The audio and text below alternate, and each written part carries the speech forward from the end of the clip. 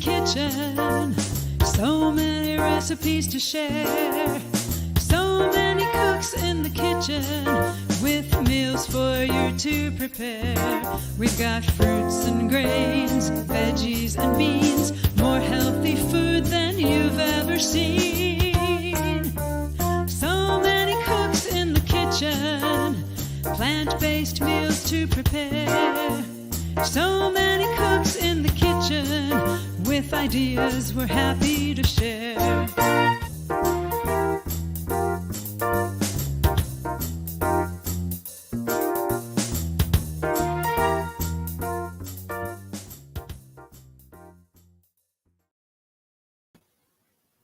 Welcome, everybody. We have Carolyn and Janan and Karen joining us today for our show, So Many Cooks in the Kitchen.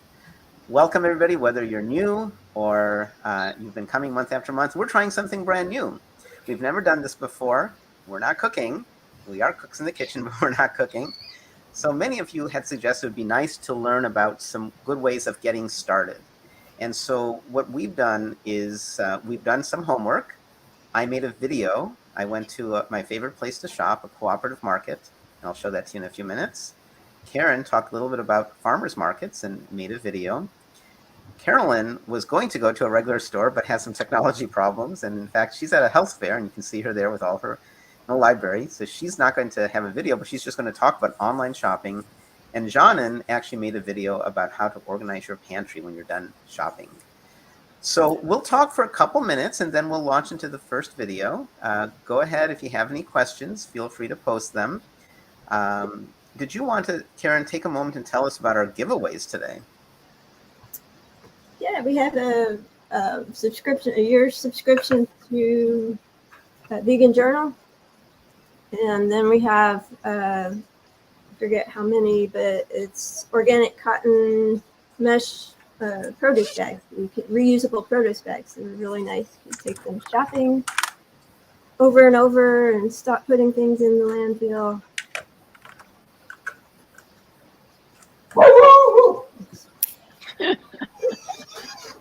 Then in the preview, Janan, do you want to talk a little bit about what your segment is going to be about? Probably about 40 minutes. I can't hear you, Dylan. Oh.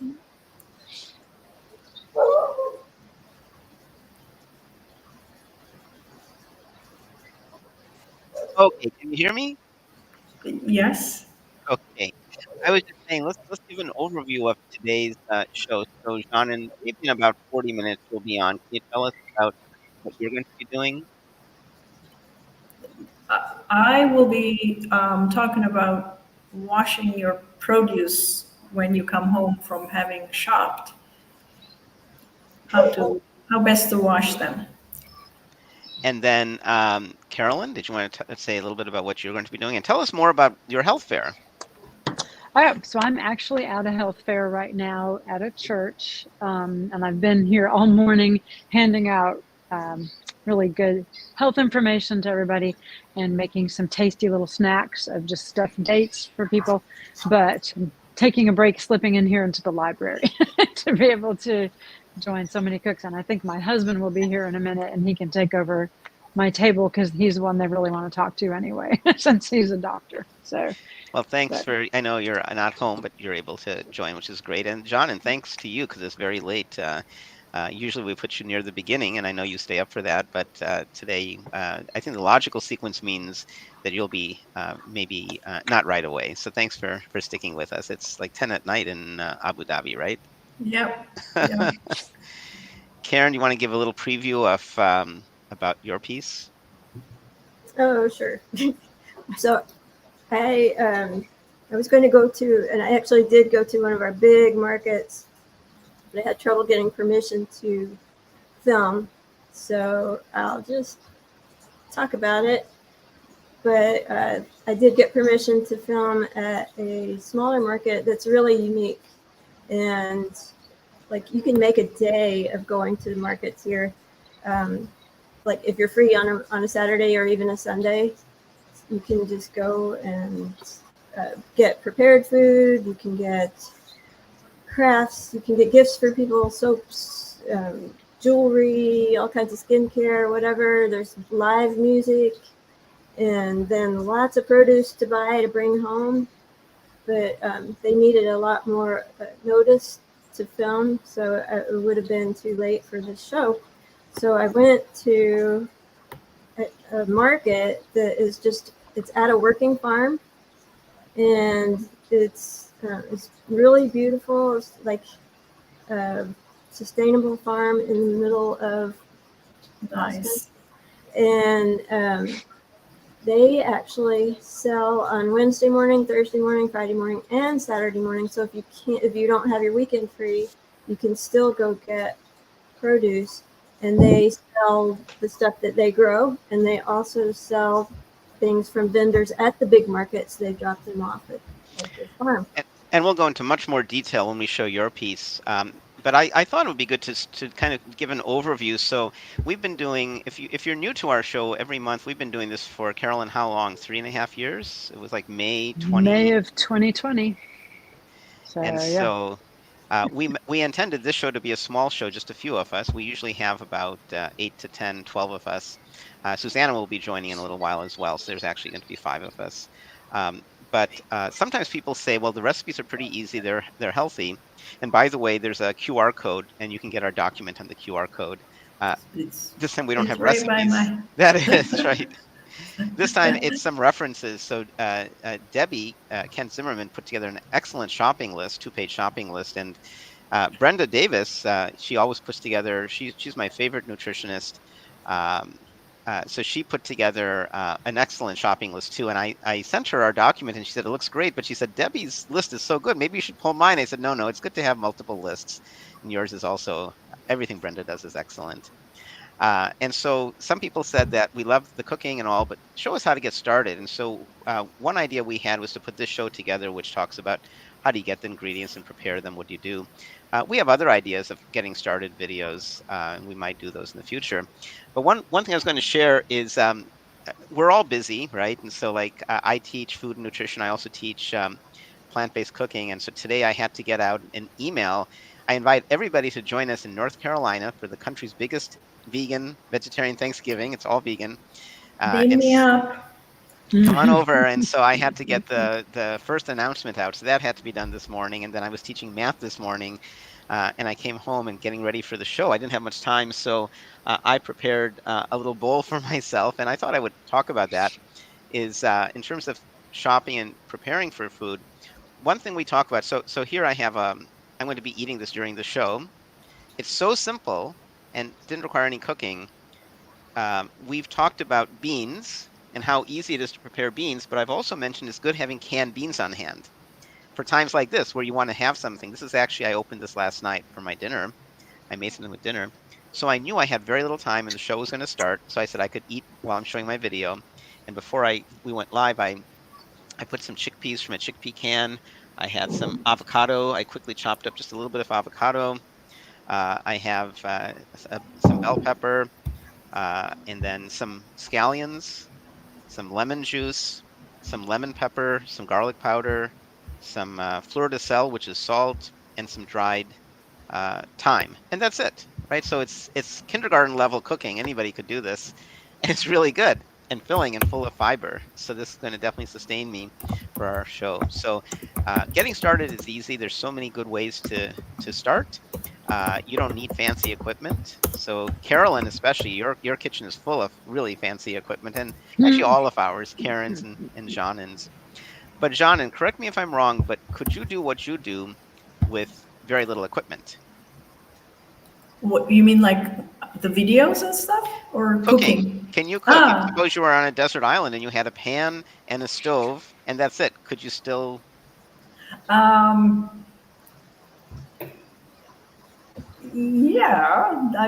on an island. I wouldn't have things to cook either, so I'm gonna.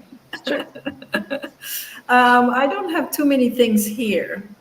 To tell you the truth, in Abu Dhabi, we're temporary, and I have a large kitchen, but I have very few things in it. So I do have I do have as a new thing, I have an Instant Pot. In Italy, I have a normal old-fashioned pressure cooker, but here I have an Instant Pot. And I do have a high-speed blender. Other than that, everything else is chop, chop, chop, and, immersion blender. So I do like having a pressure cooker. That really helps with cooking beans I at agree. home. Karen, would you agree that to get started, you really don't need a lot? We actually teach a class. Maybe you could talk about the Nutrition Essentials class. These are the classes. They're called Food for Life classes. So can you talk, Yeah. Karen, about, you can... Just really, okay, so I did like 16 years of totally raw. You didn't need anything at all. So, I mean, you can do that, but yeah, all you need is if you want to heat something in a stove or oven, and cookie sheet or a pan, pot. You can do all kinds of vegetables, all kinds of beans. Roasted vegetables are great. The recipes that we teach are very simple, and you can purchase the things at a normal grocery store. You don't have to go search for them. Specialty. Yeah. So yeah, you don't have to have all this fancy equipment. Carolyn has a lot too. Let's start some of the videos. So this is going to be really fun. We've never done this before, so please forgive us for any of the technology issues and audio and all that kind of stuff. It's kind of fun not actually being in the kitchen, so let's see how it goes. So I thought we would start with, I have a 12-minute video. I visited my favorite store. It's called a cooperative. And let me talk more after the video in case I think I covered what is a cooperative. So in the video, I'm going to walk you through a couple aisles, the bulk aisle, the grocery aisle, and then I'm going to go through and talk about, I think we're going to talk about chocolate a little bit. Excuse me. We also recorded, they have a wonderful bakery, but in the interest of time, we cut it to just 12 minutes. I'm thinking of making a longer video and maybe presenting that, and you guys may also do that same thing. So I do have a lot more footage, but for today, let me go ahead and show you. This was about 2 weeks ago. It's dated at the beginning. I'll show you Weaver Street Market, which is here in North Carolina. It's a co-op. They have a location in Carrboro, North Carolina, in Chapel Hill, North Carolina, in Raleigh, North Carolina, and Hillsborough, North Carolina. There's 4 co-ops, and we have other co-ops. We have one in Durham called the Durham Co-op too. So let me show you this 12-minute video. Keep the questions coming, and we will chat a little bit more after the video, and then we'll move to Karen in the farmers market. So here is is Weaver Street Market.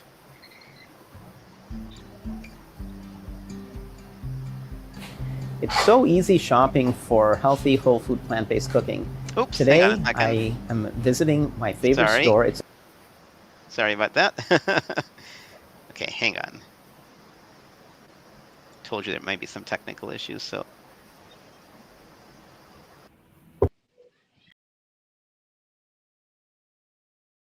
Called Weaver Street Market.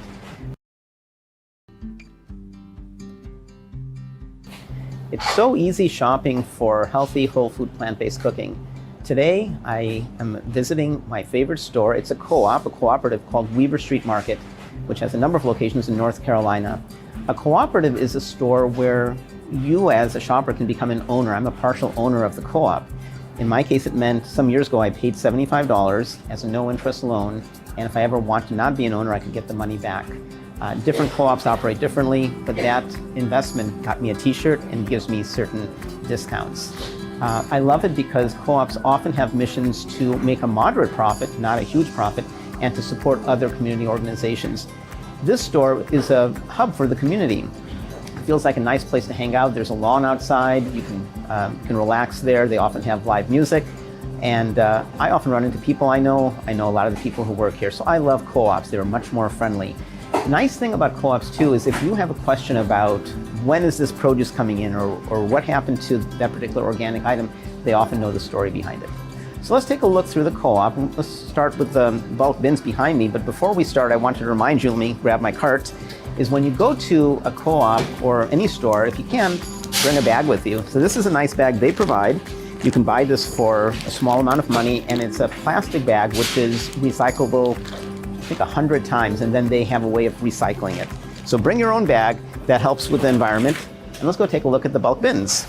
So if you follow one of a recipe, for example, So Many Cooks in the Kitchen, one of our recipes, and you want a certain seasoning, for example, allspice or adobo seasoning is really good. You can use that, cayenne, and you say, I don't know if I'm going to use a lot of it. You can take some out, use one of these bags, and put a teaspoon, a tablespoon, half a cup. And the way it works is you'll notice like these cinnamon sticks, if you buy this, there's a code. So you put this in your bag and you write the code, and that's it. Easy peasy. Okay, let's walk over to the heart of the bulk bins, which are over here.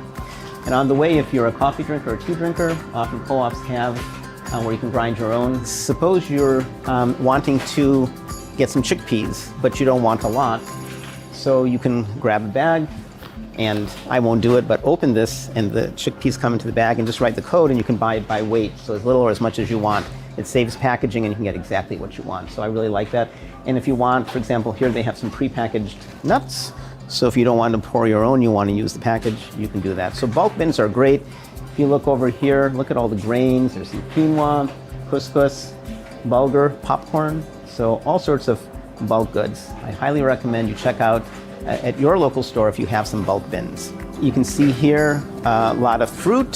Some of the fruit doesn't have to be refrigerated, some does. So grapes, apples, pears. Hopefully they have one of my favorite kind of grapes. This I love. This is Marion Farms biodynamic grapes. They're tiny. You can take a look at these. And they're very, very tasty. Biodynamic goes beyond organic, where they actually treat the soil and in such a way that they have to use minimal organic fertilizer. So lots of great choices here. If you look here, they have many varieties of more grapes. Tom Cord grapes, which is a hybrid between Thompson and Concord grapes. Oh, I love this kind of kiwi. It's called the Sun Gold. These are really tasty. Sun Gold kiwis. You can get all sorts of melons. I really focus on organic for many reasons, and maybe we can discuss that. So I look for organic. Organic is often labeled organic, and the tag has a 9 at the beginning of the number. Here there's some tomatoes, and I mentioned I often run into people I know. Katya, nice to see you. It's good to see you. We're making a film for So Many Cooks in the Kitchen. Okay, nice, excellent. Have you ever seen our show? Yes, I have. Yes. It's great, it's fun. It's good to run into. Yeah, It's a small definitely. town, so I often run into people Yes, I know. yeah, What nice. What are you shopping for today, Katya? Well, just a bunch of different produce and gonna get some fruits and just trying to shop seasonal, so there's still tomatoes available. I love heirloom And tomatoes. these are heirloom tomatoes, and you know they look kind of funny, but Yeah. that does not impact the taste. I love Rather the opposite. I love heirlooms. They're sometimes called ugly tomatoes, and they have so much flavor. They're like our grandparents used to Right, grow. Yeah. How can you tell? We were just talking about this. How can you tell that something's organic? Well, usually by the label. So like each of these have a label, as you know, normal groceries always have. And then there's a 9 on here, which essentially means that it is organic. And Katya, if you don't mind, I'm going to grab your cart. This is a local farm, and I know the farmer is called Union Grove. And that's the cool thing about co-ops is they often have a lot of local food. And I know this farm, and they make these wonderful grapes. May I open the top and we'll close it again? Yeah. These are called razzmatazz. These are so good. So they grow something like several thousand varieties of grapes they're hybridizing. And they aren't yet certified organic, but they are, I believe they are organic. So when we shop, sometimes if we know the farmer, we can not necessarily buy something that has that official 9 certification, where it has 9 in front of the label. Sometimes we know it's organic. It's Yeah. great to run into Yeah, you. great seeing you. Nice to see you. I'm glad you're doing that. It's very interesting. Take care. Bye, you too. Produce, I could spend 45 minutes here and talk about all the wonderful things. I will say this much, when you're in produce, look for the darker colored fruits and vegetables. They're higher in phytochemicals. And you can see here, for example, there's all sorts of bell peppers, red, yellow, green, of course, eggplant. So look for the colors, shop for colors. Take a look here as well at the chard. And I love what this store does, this co-op. They clearly label organic. So the rainbow chart is beautiful. Produce is just gorgeous.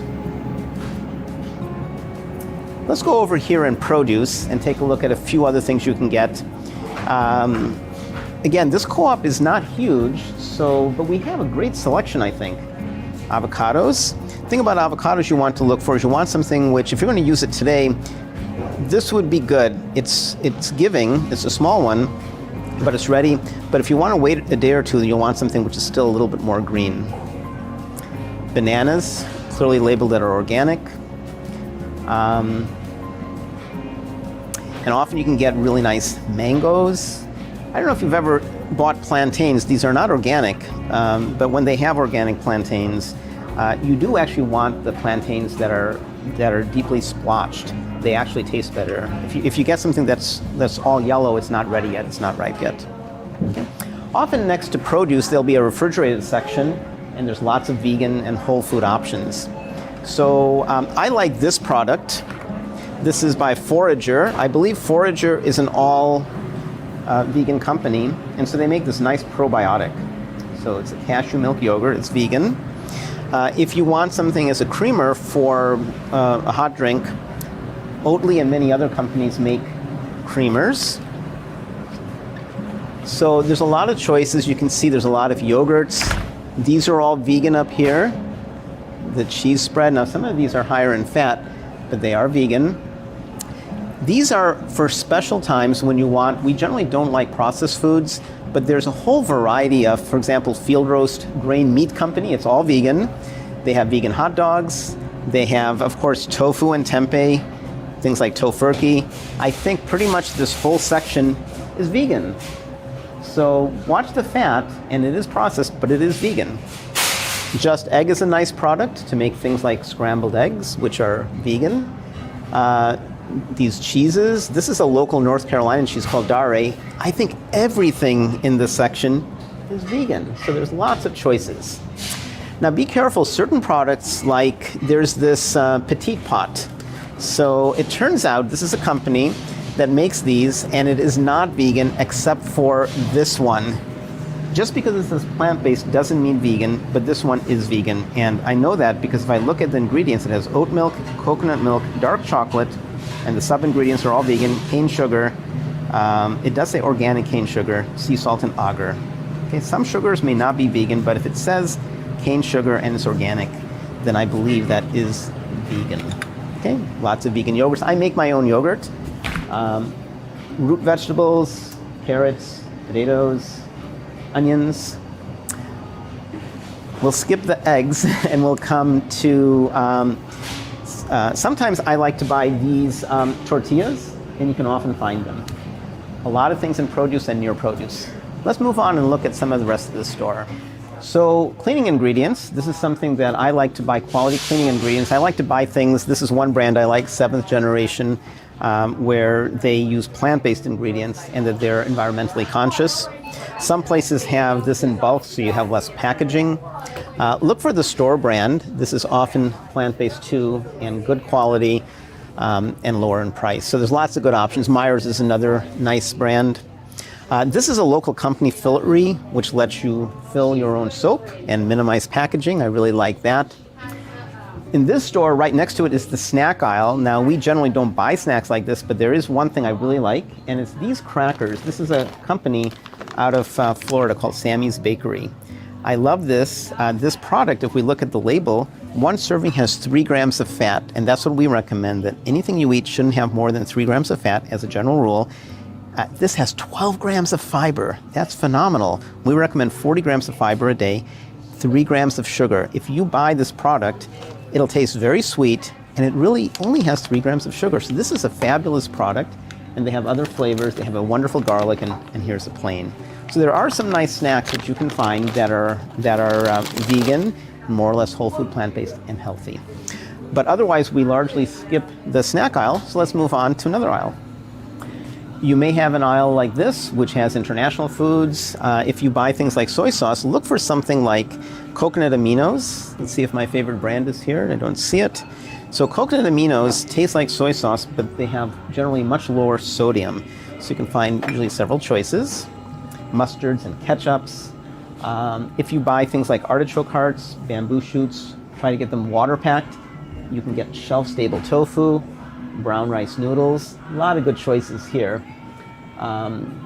For the occasional hankering for vegan macaroni and cheese, there's a number of vegan macaroni and cheese products. So here's one, and here's one. My daughter likes vegan macaroni and cheese. We sometimes make it from scratch, but it's nice to have a box. So these products are available. For your occasional chocolate hankering, there's many good vegan chocolates.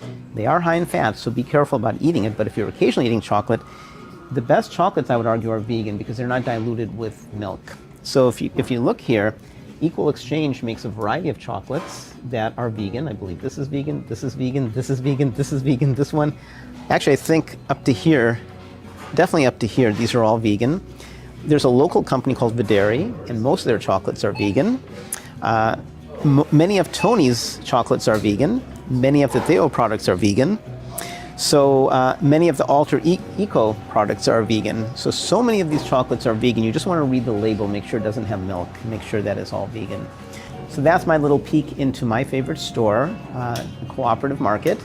I hope maybe you will find a similar store near you and enjoy the many benefits of the high quality foods and that you feel included in the community that co-ops often form.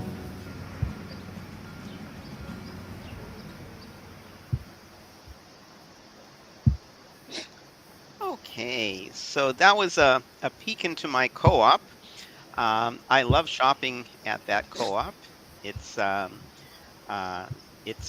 I mentioned at the beginning, co-ops aren't right. Thanks, Anne. And I'm sorry, after I saw the video, I said to my friend who did the videography, I said, I keep saying hankering. That's terrible. I said it twice. It's not even a very good word. So I'm sorry about that. And I also focused on vegan. Of course, we're focused on whole food, plant-based. And I was just so excited to show people that if you're eating chocolate, vegan chocolate, there's so many vegan chocolates. Is it a healthy food? Not really. I mean, it's high in fat. But if you're eating it, then, eat small quantities. And thanks, Eileen, for your very nice comment. Yeah, so yeah, you could watch it again on your computer. So while I was playing, I was chatting with with Karen. And by the way, those of you who just joined us, welcome to our October show of So Many Cooks in the Kitchen. This is an unusual one because we're showing you how we get ingredients. So co-ops are really cool. A co-op is often you have to buy into it. And I think the store that I went to, Weaver Street Market, I think they've changed. But when I joined, it was $75, and it's an interest-free loan. They gave me a T-shirt, and we used to get discounts. Now, and anytime I want, I can get the $75 back.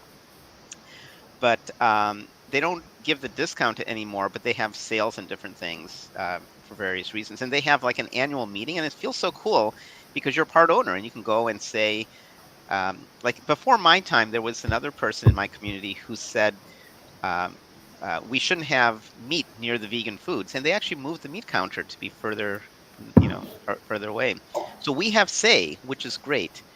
The thing I love about co-ops, well, there's several things. One is when I go there, like I know everybody, it feels like a second home sometimes to me. There's a lawn outside, people hang out. My daughter, when she was little, she would play there, and there's live bands sometimes. There used to be before the pandemic, twice a week.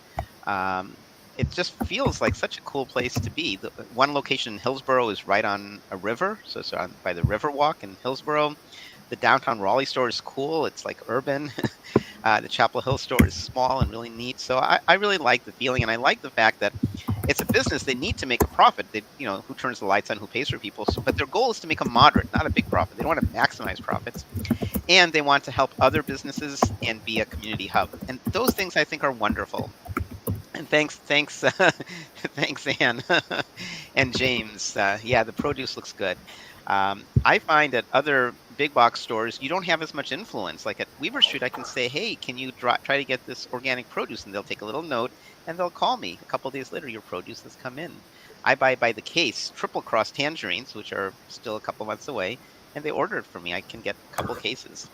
So Karen, you have a co-op in Austin. Can you share a little bit about how your co-op is different from mine? Pretty much the same. But when I joined, I don't know, 20 years ago, it was $70, and we had discounts. Actually, the members got like 5%. Everything was 5% less than people who were not members, and they've done away with that. everyone gets the same price, but members get little coupon, or it's electronic now. So all you have to do is show up some specials in the store. But yeah, I love shopping there.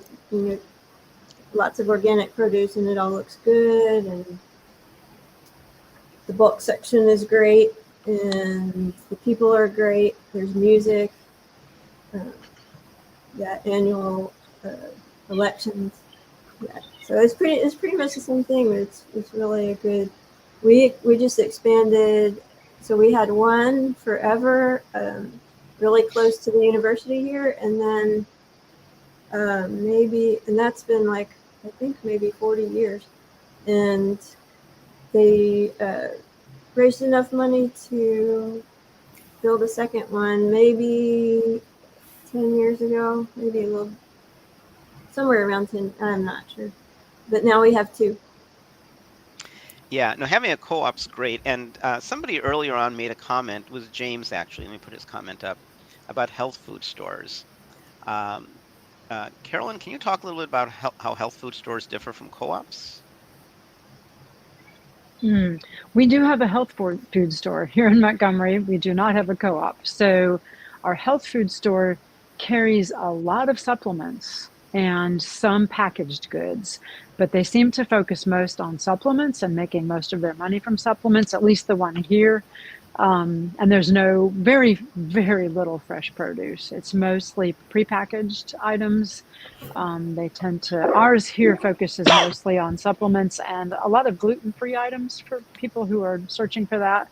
But they don't really focus on the produce. They definitely don't have a huge produce section. It's a small amount of refrigerated things, but that's, and it's all organic, but, mostly they focus on other items that they make more money on, like the supplements. Books. And books. They do have books, yeah. But ours here mostly has supplements, and some of the bulk bins that you showed at your co-op, they have some, but it's not a very large selection. So I think most of the time what I've seen at our health food store is supplements, prepackaged teas, things like that. Herbs, they do have herbs and spices, that sort of thing, but they really don't focus at all on produce. So yeah, it's a hard place to shop when I want some fresh seasonal fruit or something. I'm not really going to find it there. So Right. So it depends on on the health food store. In the old days, like in the 60s, I don't know if there really were co-ops in the 60s. Maybe Karen knows, but and Janin used to live in America, so you may know as well, Janin. But health food stores became big in the 60s, and there was this interest in vegetarianism and flower power and all that kind of stuff. So there was an interest in health food stores. We were babies then. Come on. Wasn't born yet. What are you talking about? But we did have a co-op in Gloucester, Mass. I used to always shop at the co-op there. It was a really nice shop. I'll ask my mom. I may ask my mother. I don't know. I didn't do any grocery shopping in the 60s. I can guarantee you that. I'm sure I helped my mom. My dad never liked grocery shopping, but I tell you what, in the 60s, when I was a little kid, like let's say mid 60s, 65, 66, something like that. I can't remember probably 5, 6 years old. We had no supermarkets where I was growing up. It was only the weekly markets, and they would float from neighborhood to neighborhood. And we had small grocery stores in every neighborhood. In Massachusetts?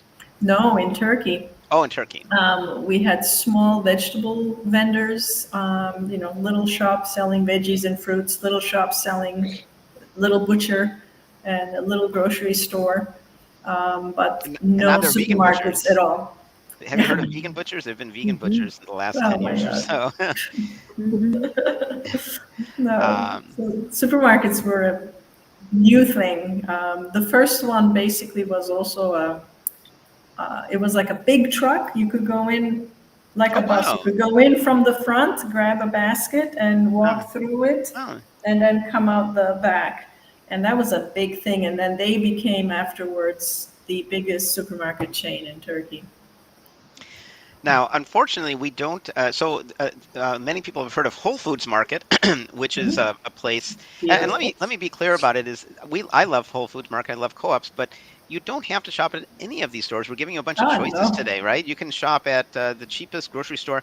One of the schools I teach at, we have a lot of people who are of much less means, and some of their parents shop at gas stations. And we probably should have done a short clip of what can you get at a gas station if you're on SNAP, which is a program for food assistance from the U.S. government. So there are some people who do shop at gas stations, and you have to be careful because gas stations have a lot of preserved products because they want things to last, things like Twinkies and all. But they do have a little bit of produce. Um, and Krista made a nice comment. Okay, so I do like Whole Foods Market, and we wanted to shop at Whole Foods Market, have one person there as well. And I can't remember why it didn't work out. It would have been great for Karen because Karen lives in Austin, where Whole Foods Market began, and maybe we should do a future show where we are there too. And I was just there last night. Yeah, Wegmans would have been a good option because we do have Wegmans in town, and Aldi would have been good choices too. Krista, we should recruit you to be part of our team, and then you could record some of these places. So I we're not tried to going. go to Aldi. I tried Aldi and I couldn't get permission. Oh, that's So, right. You mentioned that, right? yes, I was going to go to Aldi and Walmart, and I couldn't get permission from them because they have to get permission from their higher up, their corporate, and then they always are very suspicious of what are you saying about us? It And was, it so was so they, easy at the co-op. First of all, they all know me, and I just asked the manager, and he said, yeah. And I said, can you be there when I do it? And he wasn't working that day, and so he said, I'll tell everybody, and he didn't. So we showed up. They all know me, and I said, you guys know we're filming today? No.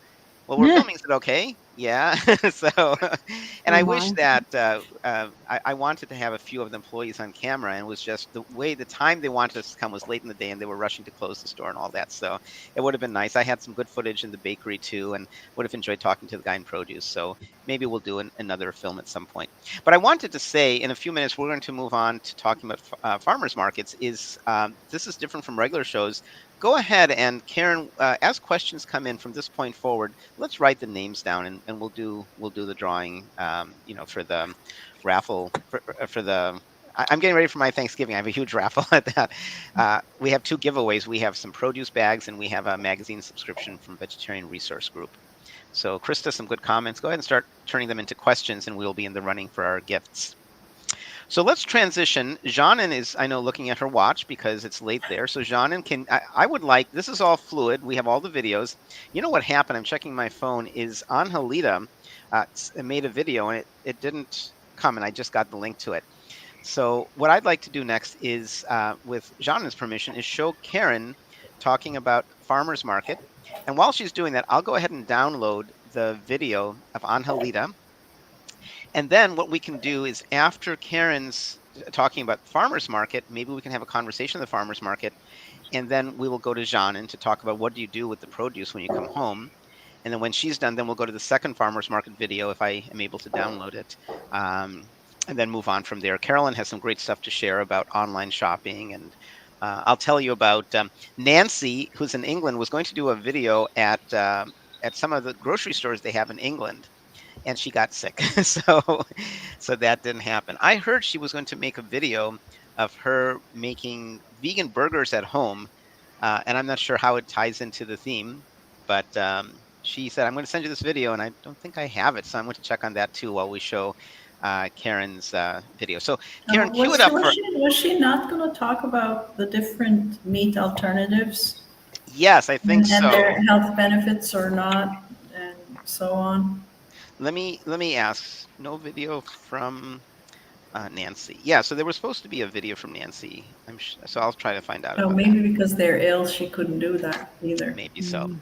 But it's okay because I wanted this to be a smaller show, and I think it's fun having the chatting and the videos. So and I was about to say, please give us some feedback. And Judith, thanks for your feedback. It would have been very nice if you could have a show where you could teach us about how to read food labels. We actually have a handout, and maybe while the next video is playing, if Carolyn, well, you're away. I'm on my Shannon, phone. can you find and send the link to the PCRM Physicians Committee? There's a PDF handout on reading food labels, and if you could dig that up, that'd be great. So, Karen, can you? Is that okay, Shannon?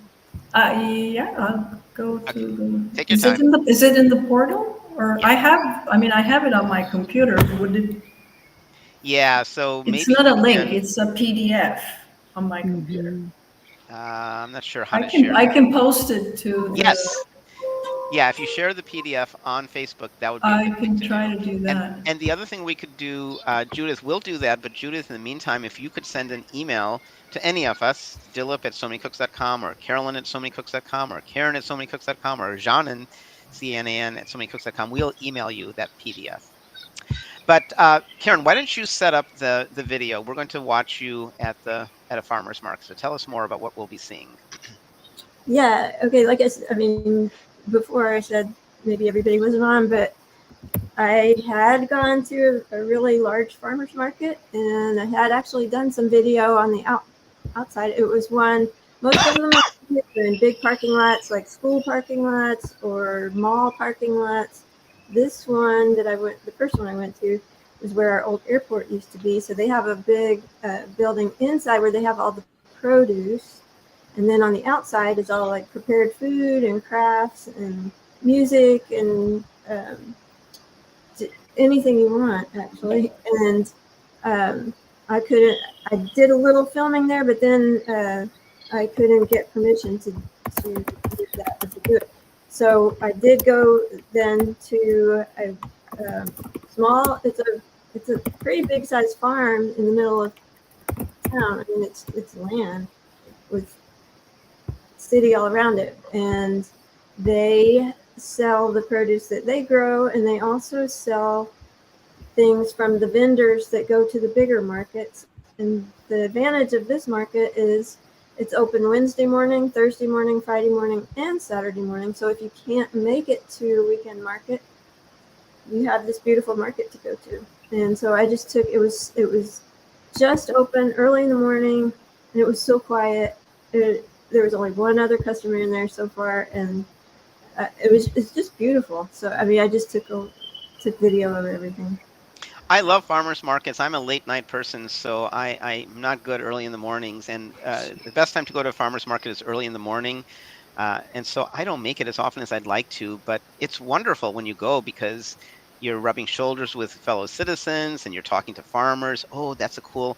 Like we have this farmer who focuses on Asian vegetables. I think he's Vietnamese or maybe Chinese, and he grows all these really interesting vegetables. So I can talk to him and I can say, what do you do with this? It turns out the co-op Weaver Street Market is just a block and a half, 2 blocks from the farmers market, and they sell some of the same items from those farmers, and they're able to answer questions, but not as well as the farmer themselves. So you get to meet the farmer and ask questions, and they can tell you their story that, well, it's not marked organic. I prefer organic.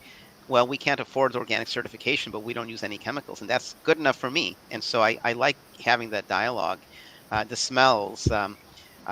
They've several farmers markets have invited me to come and do some cooking there. It's good for everybody because I get to share, information about plant-based eating, and farmers get to have, people have more ideas of how to buy their ingredients. So great. So let's show Karen's video, and then we'll come back and chat a little bit more, and then we'll show Janan's, and I'm going to try to get Angelito's video queued up. So let me see if we can add Karen to the stage for video. I am Karen Osborne in Austin, Texas, in a little farm in the middle of just east of Austin. This is Boggy Creek Farms, and it's very interesting. Most of the farmers markets are on the weekends, and this one, and if you can't make it to a farmers market on the weekend and make a day of it, this is a working farm, and it's open on Wednesday, Thursday, Friday, and Saturday. They sell their produce, and they also sell items from growers that go to the big markets. They bring their produce and other items here. So let's go see what is available. So this is some of the things that are growing.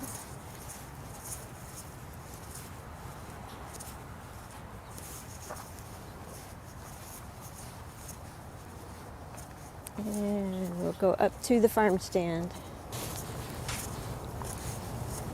The farmhouse is one of the oldest in the area. All right. All the butternut squash, sweet potatoes, and you see they are from different farms. We have coffee, and look at all the greens. Beautiful Swiss chard, mustard greens, Siberian kale, and collard greens.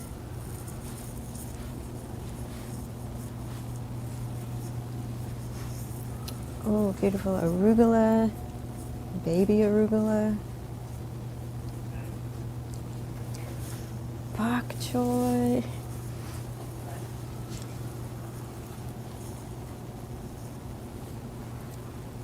Look at all this yummy.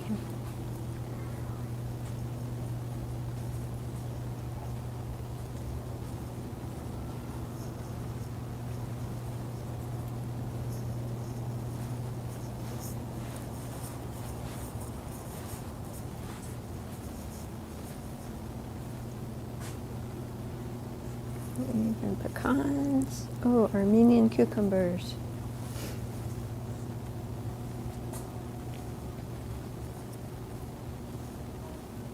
So this stand just opened. I'm going to do some shopping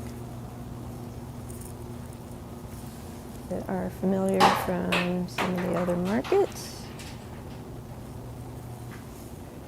I'm going to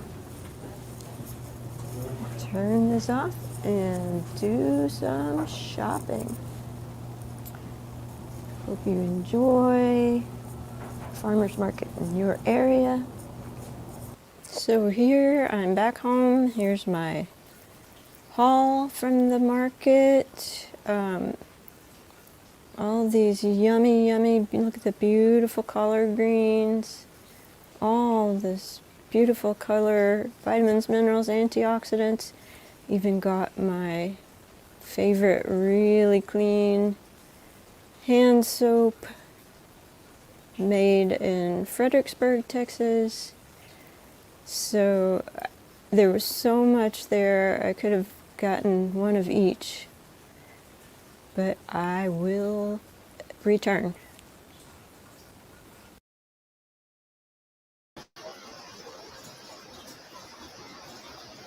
All right, that was really good, Karen. What a I'll beautiful say market.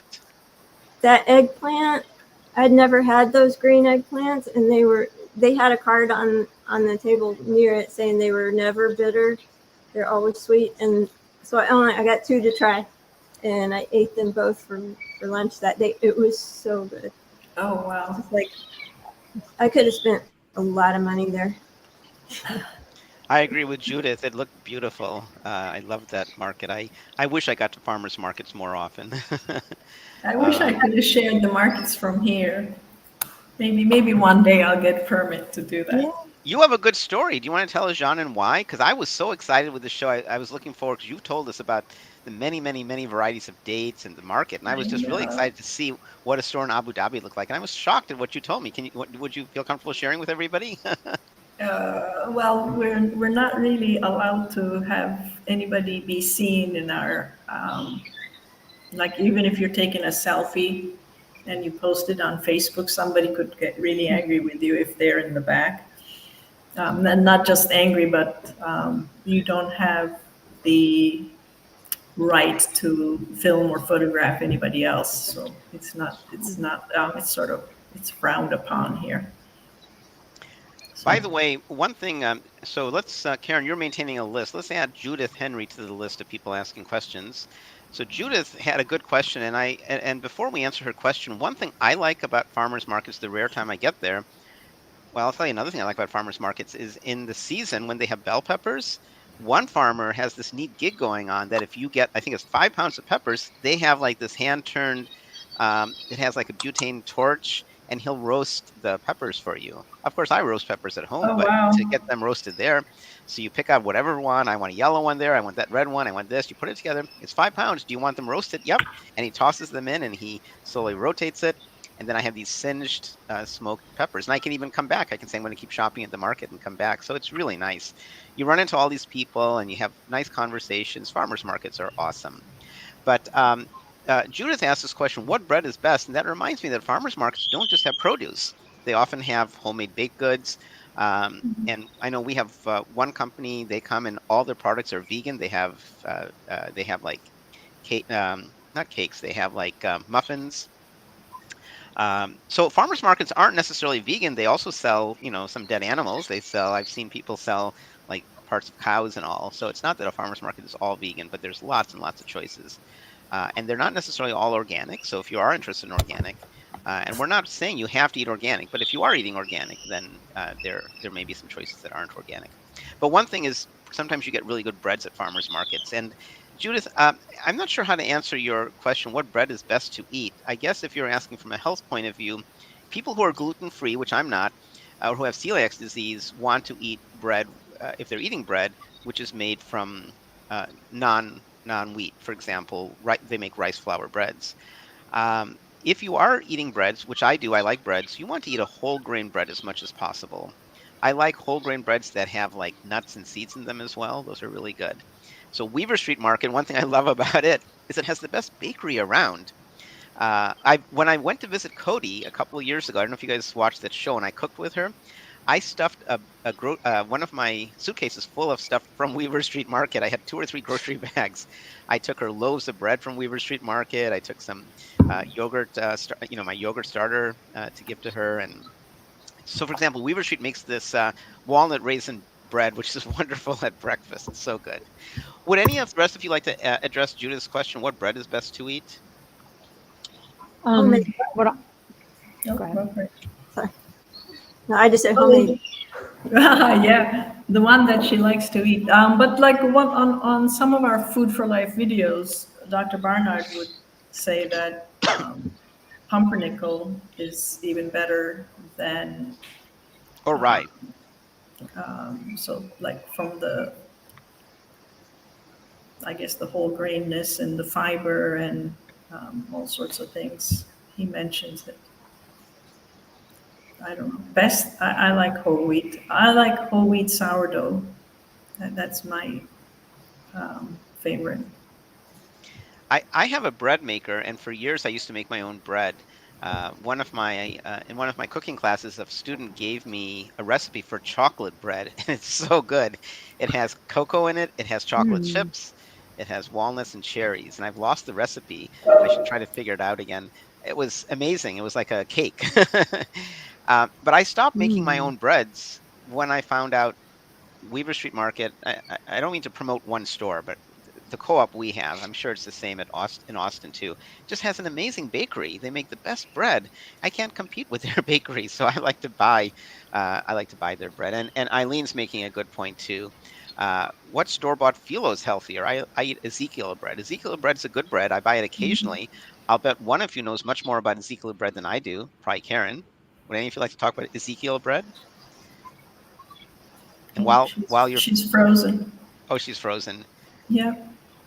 Karen, Oh, now she's not. do you want to talk about Ezekiel bread?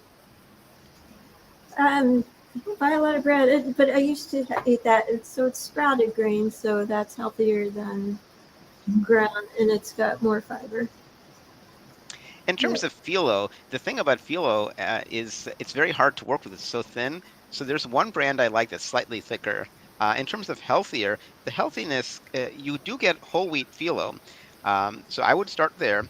But the thing about phyllo that makes it hard is the fat you brush on. So I'll tell you a story. If you go to my webpage, dilip.info, it's still there. There's a link to my chocolate baklava recipe. And it's a phenomenal recipe. It's so tasty. But I put this together way before I was a Food for Life instructor, and it's a high fat recipe. I haven't made it in many years. I should make it again just for a very, very occasional treat. I think each piece of baklava has like 12 grams of fat or more. I can't remember how much it is. It's a lot. But the thing is, with the phyllo, you typically brush on fat. I used to use Earth Balance margarine. You could use olive oil or something like that, but you need some fat for it to cook, and so that's what makes it fattening. So my secret with phyllo dough is I don't put fat on every single layer. We don't cook with fat. We don't use oil, but when you do something like phyllo, at least I find I need to add some fat, and so that's the thing with phyllo. Karen, please add Eileen's name, and it looks like you want to say something more about either Ezekiel or phyllo. For me? Yeah. Oh no, I didn't have any comments. Okay. Janin, I think the time has come for us to turn to you, because I know it's late. It's almost 11 o'clock. Let's have you queue up. Tell us what we're going to see, and then we'll look at it, and then we can have a discussion. And then if you can stay as long as you'd like to, but then you'll know that your piece is done. So tell us what you did. So I talk briefly about how you can wash different produce when you bring them home. So people are always worried about pesticides and things like that. And then there's also, of course, the likelihood of having pathogens on the fruits and veggies you bring home.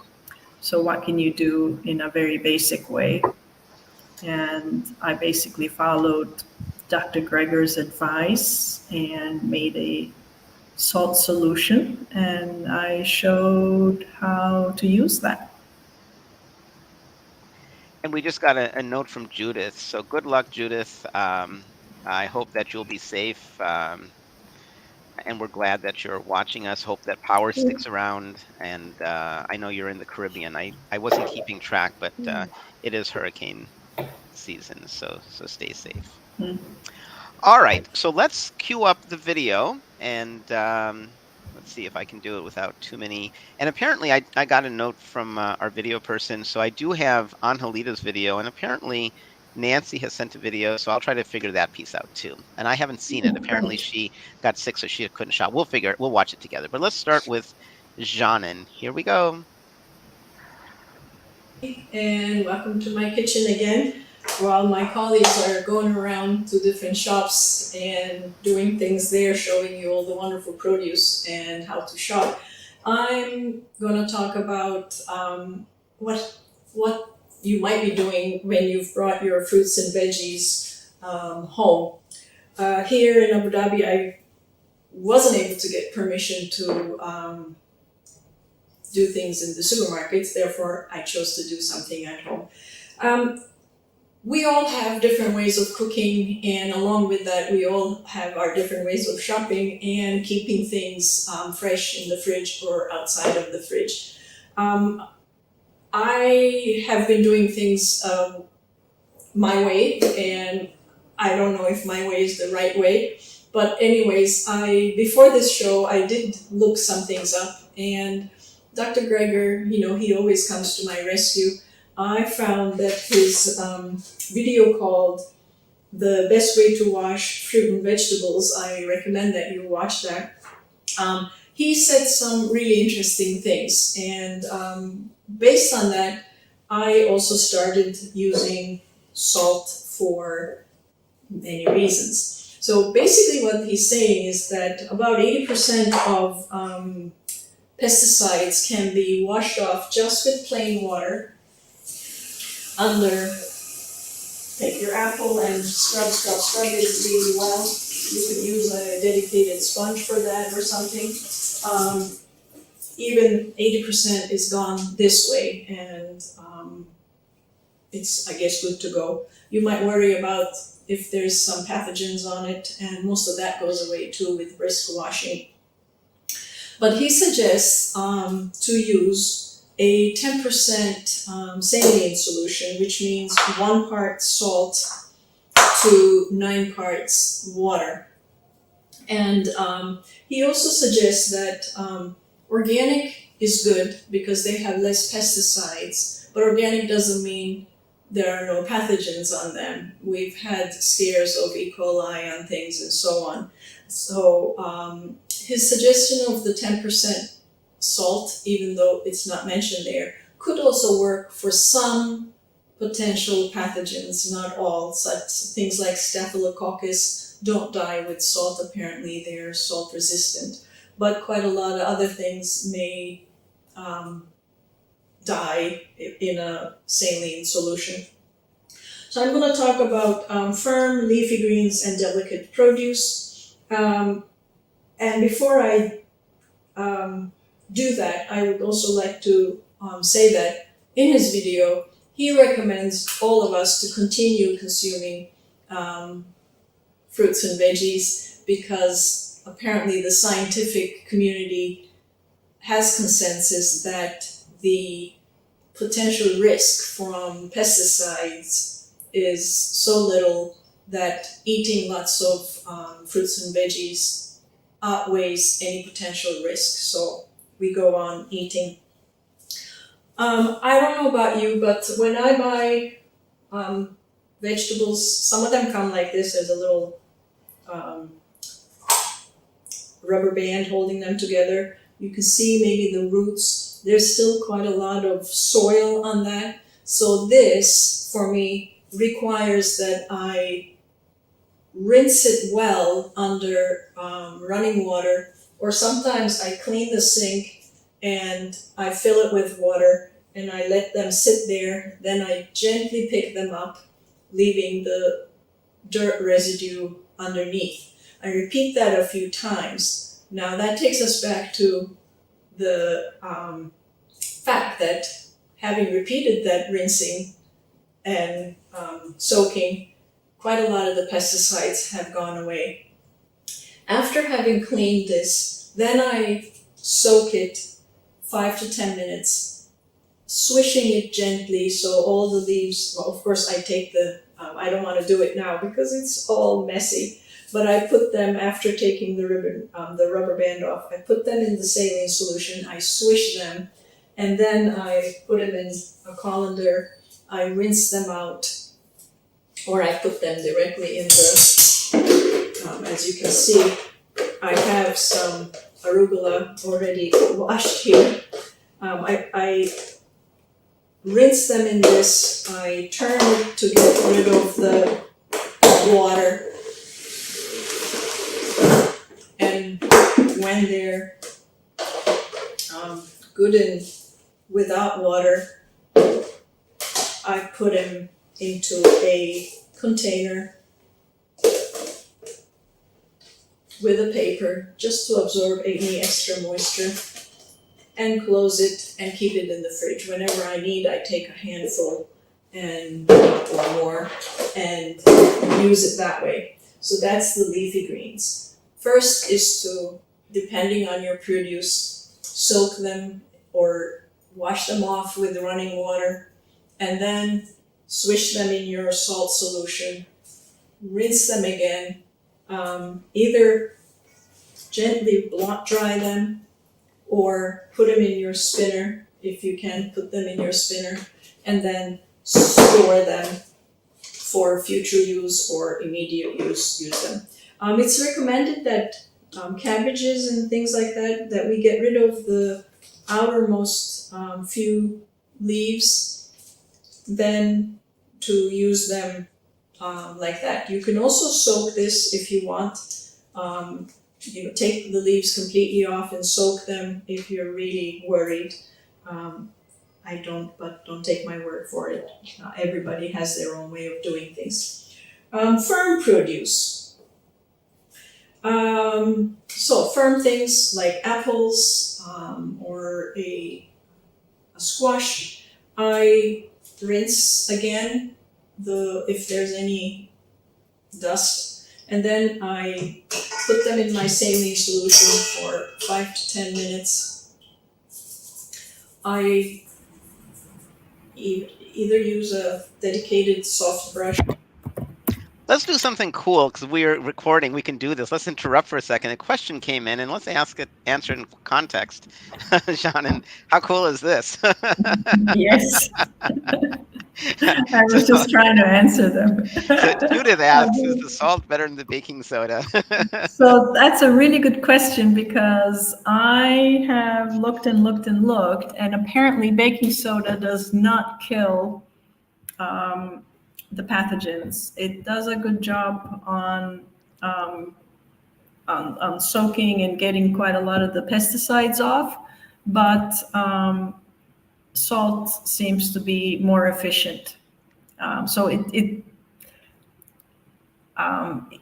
it serves dual purpose, let's say. It takes the pesticides out and kills quite a lot of the germs. So I have to admit, I was doing only baking soda in the past. So now I switched to salt because I listened to Dr. Greger. Well, and here's another question too. I assume the vegetable washes then are pretty much a waste of money. What about a vinegar solution? I thought I had heard of that. Bonnie, you didn't put any question marks, but we'll take that as a question mark and add Bonnie to the So, list. yeah, so I recommend everyone to watch that video from Dr. Greger. They have tested a lot of stuff, and they say that all these commercially produced veggie and fruit washes are basically waste of money, and that you're better off making your own salt solution.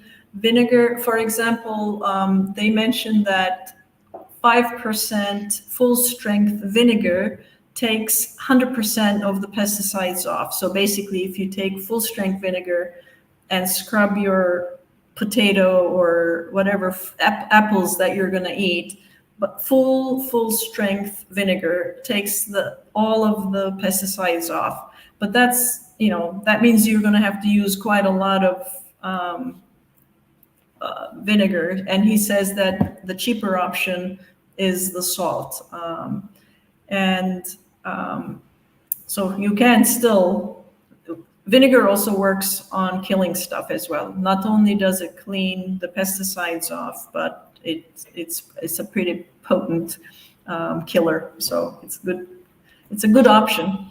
But salt wins as the cheaper option.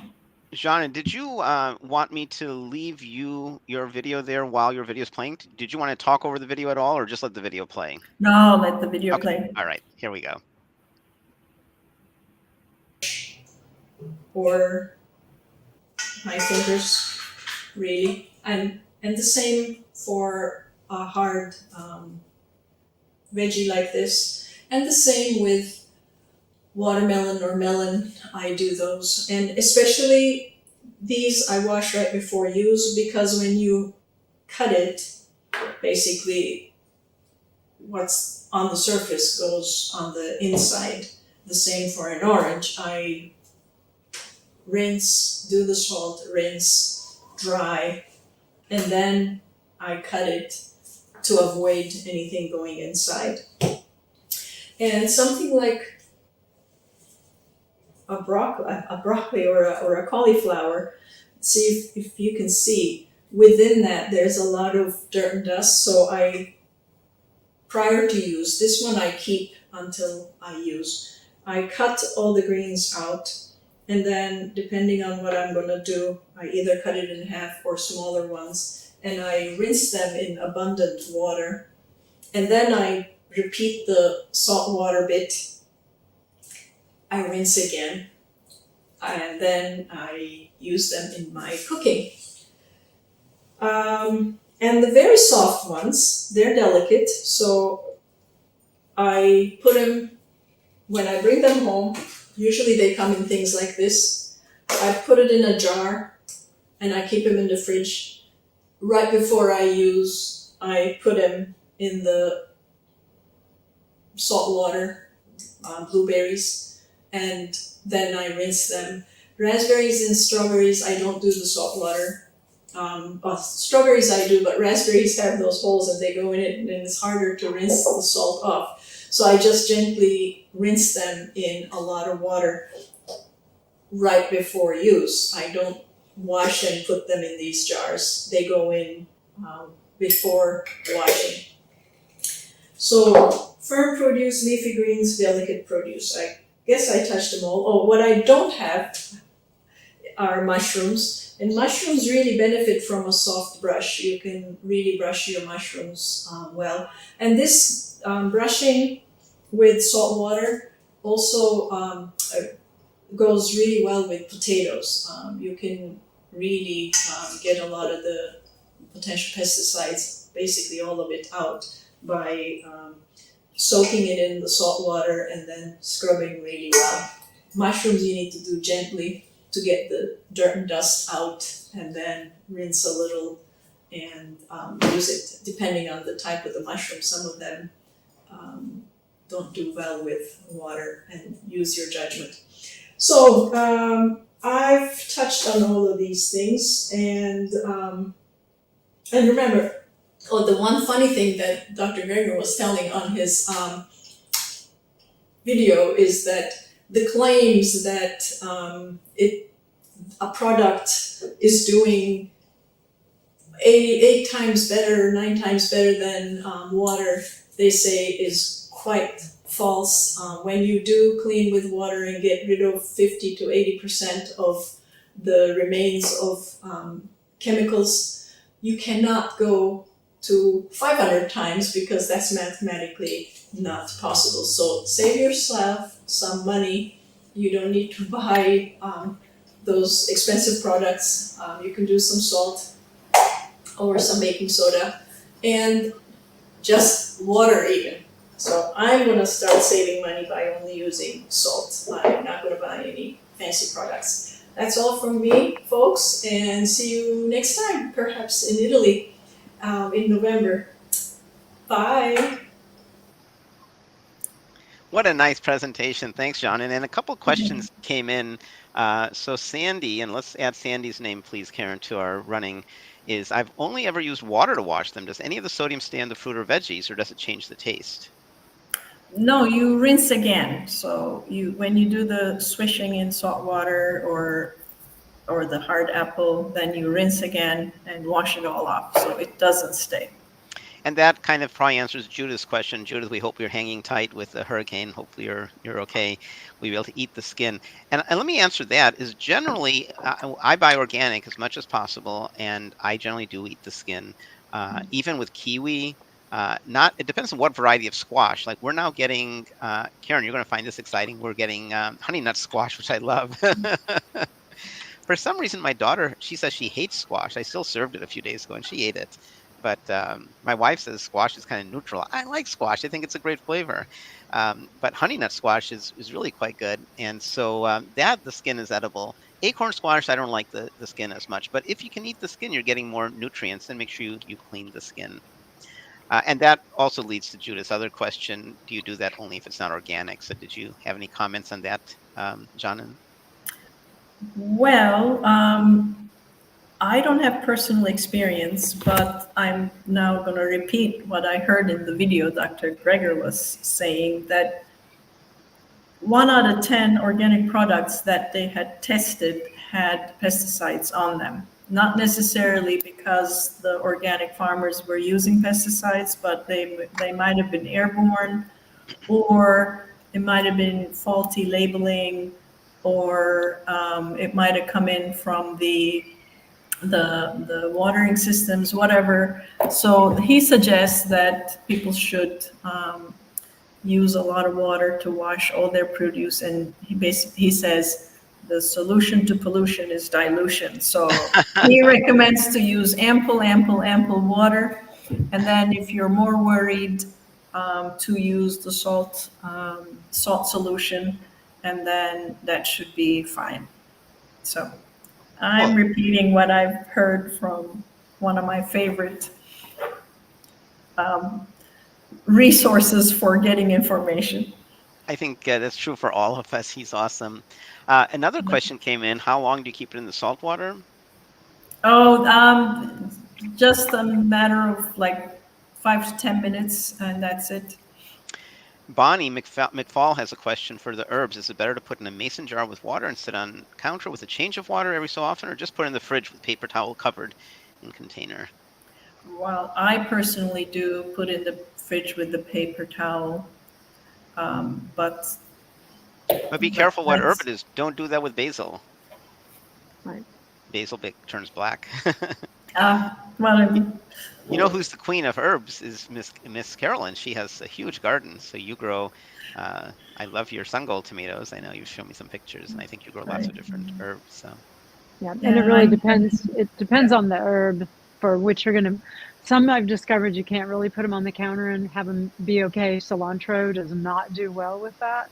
well, that's not. Um, I have some. I had but some cilantro for a few days on my counter. It did for a great. few days, but you can have basil on your counter for weeks. Yeah. And in fact, you can even root new basil. Basil Yeah. is fabulous because you can take a cutting of it, put it in a glass of water, set it on in the kitchen window, and it will grow roots. And you can go back out and plant it outside again. So, or in a pot in your kitchen window if it's too cold outside. But cilantro will only last a couple of days in a cup on the counter. It's not going to last you weeks like basil will. So some are more hardy doing it that way. So cilantro, you really probably, if you want to make it last, several days, it should go in the refrigerator with a moist paper towel, a damp paper towel, but not wet. Right. Right. If So it's wet, you might get mold. So yeah. yeah. So it looks like Bonnie had that experience too. Let's move on then. Let's look at. I haven't seen the remaining videos. So this will be new for all of us. So But in Angelita, the her meantime, videos. I'm gonna Thanks, leave. Shannon. Thanks for sticking around. Time for It's great to bed. see you. Bye, Take care. Jonan. Bye, everybody. Have a good rest of the show. Thanks, Shannon. Bye. Oh, Bye. Shannon, before you go, we have a note from your side of the pond. We have a note from Katja, who was in the video, actually, my Weaver Street video. Oh, My funny. husband claims the heat of cooking kills off impurities. We haven't talked about pesticides, so he generally doesn't wash things like Mm, broccoli before steaming it, for example, except if there's only dirt or stuck to it. So who wants to take that? yeah, the heat doesn't really kill pathogens that are. I mean, it depends on the pathogen, and I think Jonan knows more about that than I do. But it depends on the pathogen. So yeah, I mean, some of them, unfortunately, the pathogens are in it, like E. coli. If it's spinach grown downstream from a cow farm, and there's E. coli in the manure, it's going to be in the spinach. You can't even wash it off. And I don't know about the salt water on that one, if that's going to kill E. coli in spinach. I I don't Spinach may know. soak up enough of the salt that it would make it too inedible to eat. I don't know, No, I but don't know. So yeah. Katja, So and by the way, Katja, did you see you in the video? We showed that. I don't know if you were on when we showed the Weaver Street clip, but I'm hoping you got to see yourself. so, so, and John, and I don't want to keep you. So No, thanks, it's John. okay. Yeah. go to bed. So Bye. Bye, everyone. bye, John. So Katja, in terms of we didn't talk about pesticides, but I always like to wash produce. I think that's important, and with mushrooms, it's a little bit different because it absorbs. But one thing you're hinting at, and I definitely agree with you, is if you're washing your produce and there's a little bit of dirt left, if it's been organic, you're probably getting some micronutrients, so it's probably okay. So I'm not very assiduous about scrubbing. I have a vegetable scrub brush, and I don't use it very often. Sometimes with potatoes, but I really don't use it very often. So yeah, I think that Stephen is right about if it's organic, you can be a little less careful. But I still will wash my produce. So okay, so you'll have to watch yourself. You did great in the video. Okay, So question good. from Lee Hay, and let's add Lee. So I don't see a question mark there, Lee, but we're going to put a question mark in for you and add Lee to the drawing. Could you use almond butter as a fat source between phyllo layers? That's an interesting idea. I would say probably not, although it's worth trying. Well, the thing Mm, about phyllo is because it's so delicate, and if you put a creamy nut butter, maybe, but if you use anything with any chunks, it's going to puncture it's going to become a mess. But who's to say it's not worth trying? Next time, I don't cook with phyllo often. Next time I'll try to remember your suggestion, Lee, and I'll try to make a little batch of something because that would be really tasty. If we're having a high fat, I mean, before I knew about the problems with high fat, I used to make my chocolate baklava once or twice a year. Now I make it once every like 8 years or something, and we're about due for the next one. I remember my daughter was like a little girl when we made it, and now I send think some this way. yeah, that's right. The chocolate You baklava know is my really good. address. You know my address. I know where you are. You know You where know to what? find me. You know what's interesting is I'm a big believer in peace, and especially nowadays. I mean, I wish more people believed in peace. And so we have a very active peace movement that I was involved with, and so we would sell food, And I made the argument, I said, if we're going to be selling food, it should be vegan, it should be nonviolent food, and they bought it. So we were a group called North Carolinians for Alternatives to Violence, and we used to have these chocolate baklava making parties. And again, today I wouldn't, make as much because they're really high in fat, but we would sell like Mhm. chocolate baklava for $1 a piece, and it was really, really good. Yum. Um, okay, sounds good, Katja. All right, so Karen, Carolyn, you were about to say something. Yeah. Do you think we could talk about online shopping? And then Yes. while you show other videos, I can go check on the health fair and make sure Absolutely. everything's okay in there. So let's do that. The next video is going to be Angelita in the farmers market, but let's take a few moments and Carolyn, why don't you Right. tell us? Some of us prefer to get our do some shopping online. There's a lot of online purveyors. So tell us a little bit There about are that. so many. Well, and when you live somewhere like I do, which Montgomery, Alabama, we used to have a Whole Foods, it closed. We had a co-op at one point, I think, but it wasn't really something that was in a location. It was a truck would come to this lady's house and we would all go divide up our stuff that we'd ordered. So it was sort of a co-op. But we don't really have a health food co-op here. We have a health food store that mostly sells supplements. And I do shop at regular grocery stores, Aldi, wherever I can find things. But sometimes I do have to find things online. So there are some really cool options. One that I didn't send you a link to, Dilip, but we were talking about vegan butchers. And there actually is one I have bought things from before called The Herbivorous Butcher. I've heard of them. And the herbivorousbutcher.com. And I think they're located in Minnesota. They were a startup and had a GoFundMe 10 years ago, and I'd contributed money to their startup so they could start a vegan butcher shop. And it's really good, kind of high in salt. So it's an occasional treat. So that's a good one. But one of the more well-known totally vegan online shopping places is veganessentials.com. In That's Michigan a really good or one. Wisconsin. And if you have the link I sent you, if you could put it up there, because I can't really do it on my phone sitting here in the library. But I know the family who runs it is a guy named Ryan, and for years he often sends something for our Thanksgiving raffle. And Ryan, oh, his that's wife's really name, nice. they're very, very nice people. Right, and I've ordered lots of things. I've ordered lots. They were the first, and I've ordered a lot of things. The first from big them. one, yeah. Yeah, the first really big one. There's also the one in the DC area that I really like. It's called Pangea, I think. Okay, and yes. They have all sorts of healthy living things. They have vegan belts and things so like we that. had a Pangea. We had a Pangea in Nashville. So it's actually, I think they're probably related. But another one is Thrive Carolyn, Market. is it veganbutchers.com? No, it's The Herbivorous Butcher. So it's HERBIVOROUS, Herbivorous Butcher. The Herbivorous Butcher, I think is what it goes by. And they have good stuff. Yeah, they've got some good stuff. I mean, a lot of variety. I know a friend of mine ordered some of the pastrami from them, and it's a little high in salt, but for somebody who was going to go eat real pastrami, like it's, yes, go try the vegan pastrami. So Thrive Market is another good one. Link incorrect. I want to post it. The Herbivorous Butcher. Yes. And then there's also Thrive Market, like I said, is similar to Vegan Essentials. Thrive Market will send things out in refrigerated packs, and it comes within just a few days. Thrive Market's pretty good. I've ordered some things from them before too. I mean, like I said, I don't have a Whole Foods, I don't have a co-op, so I have to do what I have to do. There's always Amazon, of course. I mean, you can get a lot of things on Amazon that are hard to find other places. I resort to that every now and then. There's a couple of others that are relatively new in the online shopping world. One is called No Pig Neva. It's NOPIGNEVA, nopigneva.com.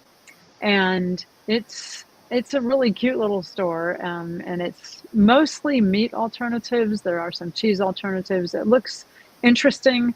I haven't bought anything from them.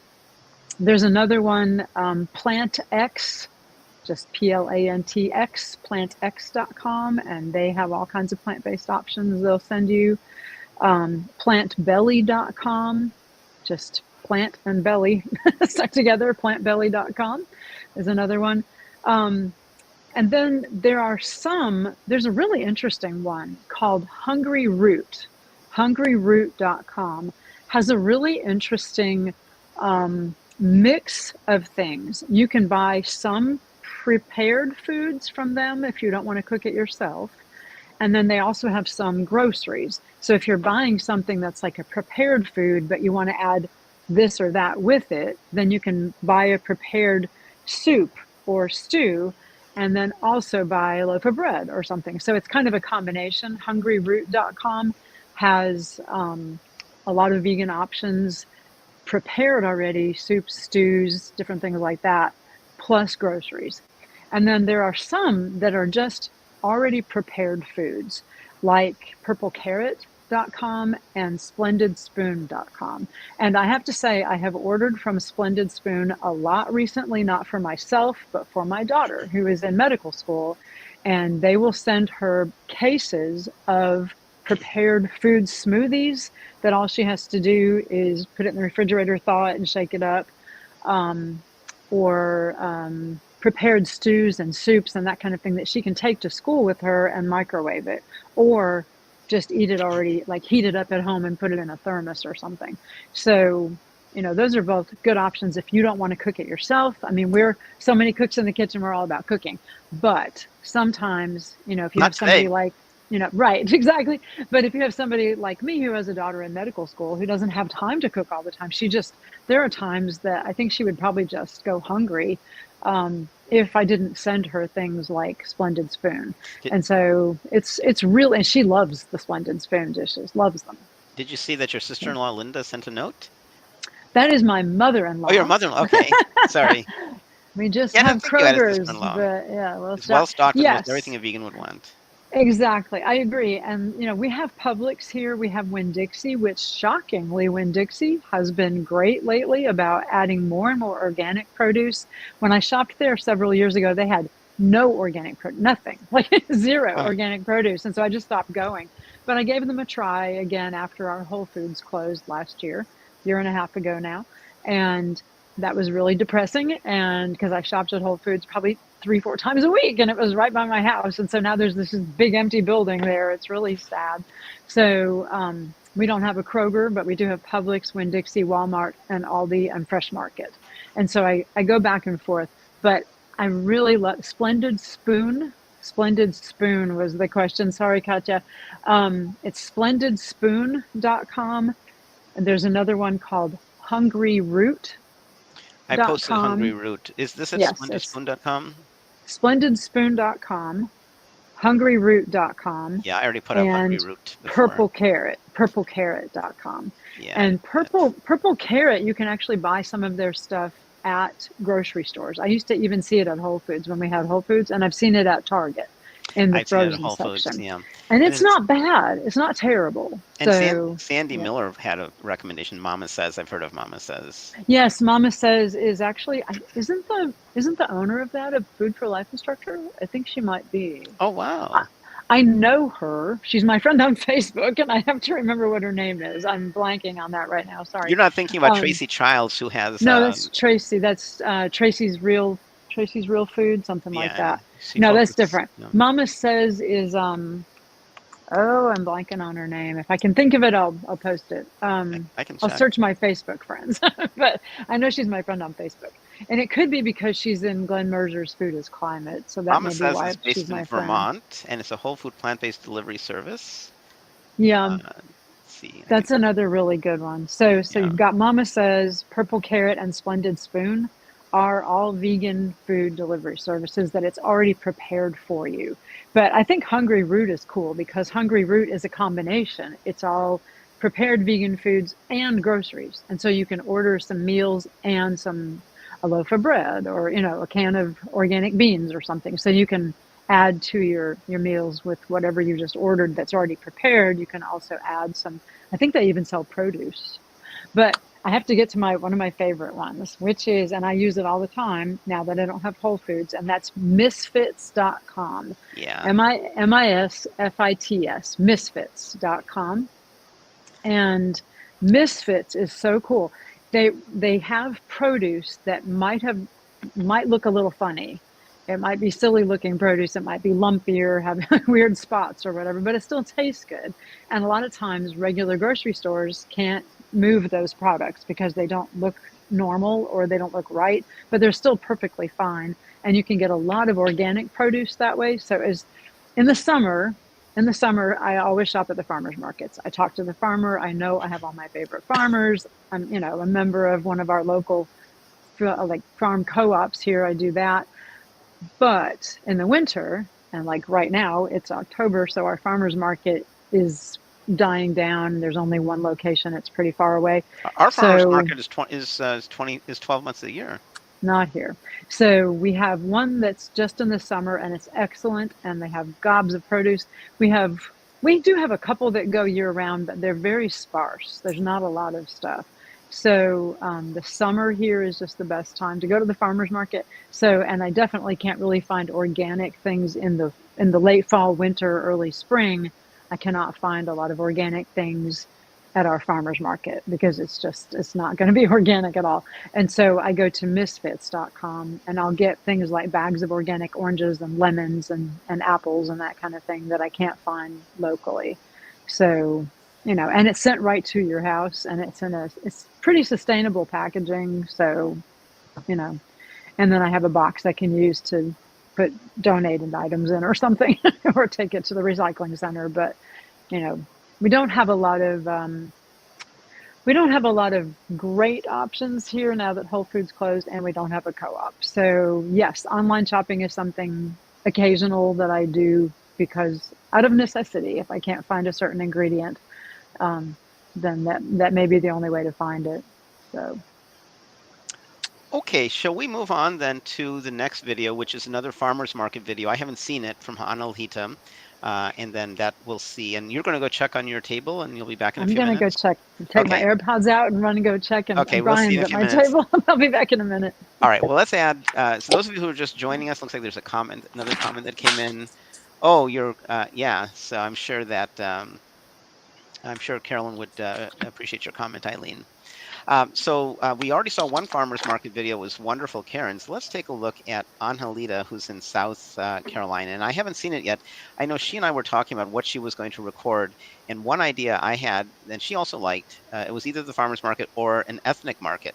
So, for example, if you like Indian food, it turns out the Indian spices are expensive at regular stores. But if you go to an Indian market, they're much less expensive and there's more choices.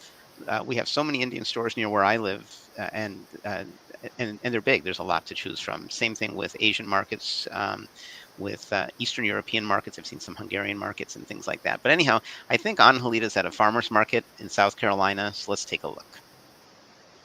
Hey guys, this is Angie with Earth Seeds and Water. I am out here in Greenville at the Tomato Vine. It's a local and exotic produce. It's a farmer's market. They carry local produce.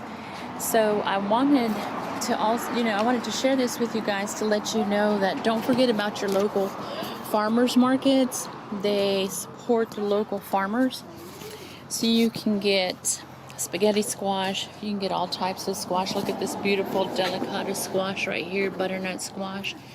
You can get your Indian corn to decorate with.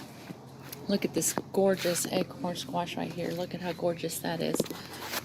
Look at all these different gourds. And there's more there. Just in abundance everywhere. Oh my gosh. Let me go down real quickly so you guys can see all these different squashes. These are for decorating, but you can also use them for cooking. I made some delicious pumpkin soups with these. And look, 49 cents a pound. You can't beat that. 69 cents a pound. Just imagine how much soup and how many curries you can make with all this stuff. And then you let them cool and you put them in your little freezer bags and stick them in your freezer, and you should be fine for a while. They've also got some muscadines. Look at these gorgeous, big, beautiful muscadines. Look at the size of these things. If you've never had a muscadine, oh my gosh, you don't know what you're missing. Some ideas for anybody who wants to decorate. They've also got an amazing little ethnic section here with Hispanic goods. And yes, vegan friendly, definitely all this is vegan friendly. Of course, look, powdered pure cane sugar. How amazing is that? Look at all these different beans, look at all these gorgeous spices. I mean, imagine all the foods that you can make with all this. We've got all kinds of sauces as well. Look at all these different rices. And all these different hot sauces. These are the ones that I use to kind of make a quick meal. Also, we're going to come over here, and they've got all these pickled and jarred foods that you can have for a while if you have a nice big pantry. You've got all these local produce. Look at this. I mean, there's just so much. Look at all these beautiful dried chilies. There's the morita, then you've got chile guajillo, then you've got the bird's beak down here. You've got the chile ancho. You've got the chipotle, which is just a smoked jalapeno. And then you've got your hibiscus flower. So this makes an amazing tea. And then this also can be used as a meat substitute. So don't overlook that as well. We've got all kinds of potatoes, all types of onions. You can do your pickled onions. You can also saute onions, cook them down. They caramelize slowly in their own juices. Store them in a jar in your refrigerator for a quick, easy meal prep during the week. And let's see. Okay, look here. Look at these sweet potatoes. We've got the purples, and then we've got the regular sweet potato, and we've got the white sweet potatoes. And you know, they've also got something that they call yams. They've got all types of greens. That gorgeous corn, broccoli, beets, cabbage, green and purple, and celery. And then inside they've got more squash. And then we've got the fresh garlic. And then for those of you that know how to make tamales, you can come over here and you can get this as well. You've got all types of chili peppers. No, these are not mini pumpkins. And don't try to convince anybody they are. Those things are spicy. Here is the chayote pepper. Oh, excuse me. The chayote squash. Look, 89 cents each. At my local grocery store, they're, I think, like $1.60 each. These are just amazing. I think I've got something on my website, www.earthseedsandwater.com, where I use chayote, and I cook with that. Here we've got bell peppers, and we've got October beans. We've got long cucumbers, eggplants. Look at all those beautiful cherry tomatoes, zucchini. So you can use this in savory dishes, and you can also make a bread out of it. Look at this gorgeous yellow squash. You've got ginger, you've got okra, different colored peppers, cucumbers, and they've got something called a pink pineapple. I can honestly say I've never tried it, but that's the beauty about coming to these farmers markets, is that you're introduced to new things. They've got heirloom tomatoes. I mean, how gorgeous are these? Imagine in a salad or even a tomato sandwich. Absolutely amazing. And don't forget to save the seeds from those, let them dry out, and then plant them again. And that's how you start your own. And then we've got all these different apples, because we know it's apple season right now. So just think about all the delicious stuff that you can make with these apples. All the different names are out here. Evercrisp, these are delicious. They're all really, really good. Cosmic Crisp. This is another sweet, soft apple. Again, they've got so much to choose from here. They've got bag stuff, and oh, if you've never had boiled peanuts, you're missing out. So we've got regular, and then they've got Cajun. So come on down to your local farmers market. Again, they are called the Tomato Vine, and they're in Greenville, South Carolina, off of West Blue Ridge Drive. There's so much here to choose from. Visit your local farmers market because you're supporting your local farmers. So anyway, I want to thank you guys for your time, and I'm going to hand it back over to another one of my fellow Food for Life instructors, and let's see what they have for you. So thank you so much for spending the Saturday with us, and I hope you guys have a wonderful day, and I wish nothing but happiness, healing, and great health to each and every one of you. Have a beautiful Saturday. All right, that looked really nice. A lot of choices, and that's in South Carolina, not too far from me in North Carolina. So two different views of two different farmers markets. There's so many different kinds of farmers markets. Shall we move on and go to Debbie's video where she talks about and while you were checking on your table, Carolyn, we got a nice thank you for you from Eileen. Thank you for all the online You're shopping. welcome. Yeah, and there was a comment Julie Smith mentioned. She thought that Mama Says had closed. The website's open, and I did a little bit of looking, and I couldn't find the name of who runs it. It's in Vermont, so I didn't know it was a Food for Life instructor. So let's move next then, unless Karen, you or Carolyn have any comments about that lovely video. It's making me hungry. Yeah. So let's move on.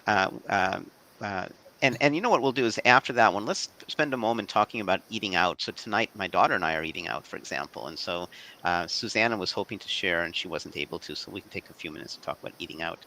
But let's talk about your pantry. So now you come home and you have all this great stuff from a farmer's market, from a regular grocery store, from the gas station, because as I mentioned, some people do shop at gas stations, or you went to a cooperative market or a natural food store, what have you. So let's see what you do for organizing it all. So here is Debbie, who's based out of Florida. I'm Debbie Zimmerman, and I live in Central Florida. You have just seen so many people, so many cooks who have been shopping at farmers markets, at produce stands, and also at the grocery store. So what happens when all of those groceries come back and we need to make a meal? We know we have the power plate, fruits, grains, legumes, and vegetables. You probably got a lot of fruits and vegetables at the produce stands. So now I am going to talk to you about how to have a well-stocked pantry so that when you get home, you're going to have all of those items that you need to make a delicious and healthy plant-based meal. So we're going to start with legumes. And we have a lot of things that come under that: beans, lentils, and we get them in a variety of ways. I'm going to start with lentils because lentils really take the least amount of time to prepare. You can have your red lentils or your yellow lentils, and those can be prepared basically in less than an hour. If you put them in your Instapot, we know that they'll be done in about 20 minutes. So it's very, very easy to cook these. Now, your green or your brown or even your black lentils are going to take up to an hour to make, but still everything done within an hour's time. I like to buy a large bag. It's more economical that way, and I know I'm going to be using it. And then I will put the large bag tucked away either in a storage closet or in the cabinet. And then I will put a jar size like this in the pantry where it's readily available. Now, we should never discount having canned beans on hand. And I like to have a variety: red kidney beans, black beans.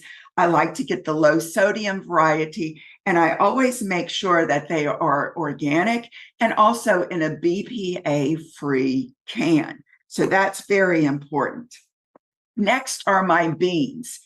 We know that there is probably thousands of beans out there, and these are going to take a little bit more time. I like to soak mine overnight, and I will soak them at least 12 hours, pour off that water, and either put them in my Instapot, or I will use my Salad Master cookware and I will cook them for several hours. I like to have a variety from pinto beans and red beans, black beans, garbanzo beans. Now, I use a lot of garbanzo beans because they make hummus, they make all sorts of great meals. So I usually have a large container of garbanzo beans. And once again, I put them in a container that's much smaller, and I have it readily available at my fingertips. Black-eyed peas are in there as well. Also, I like black soybeans and the yellow soybeans. So I like to have a variety of beans readily available, including northern beans. So once again, we know that there is just a plethora of beans out there, from the lentils, the peas, and the regular beans. And your choice is the one that makes these special. Next, we are going to go to our grain products. Okay, now we are back with our grains and our pseudo grains. And what is a pseudo grain? Well, you probably already know, but quinoa is one very popular pseudo grain.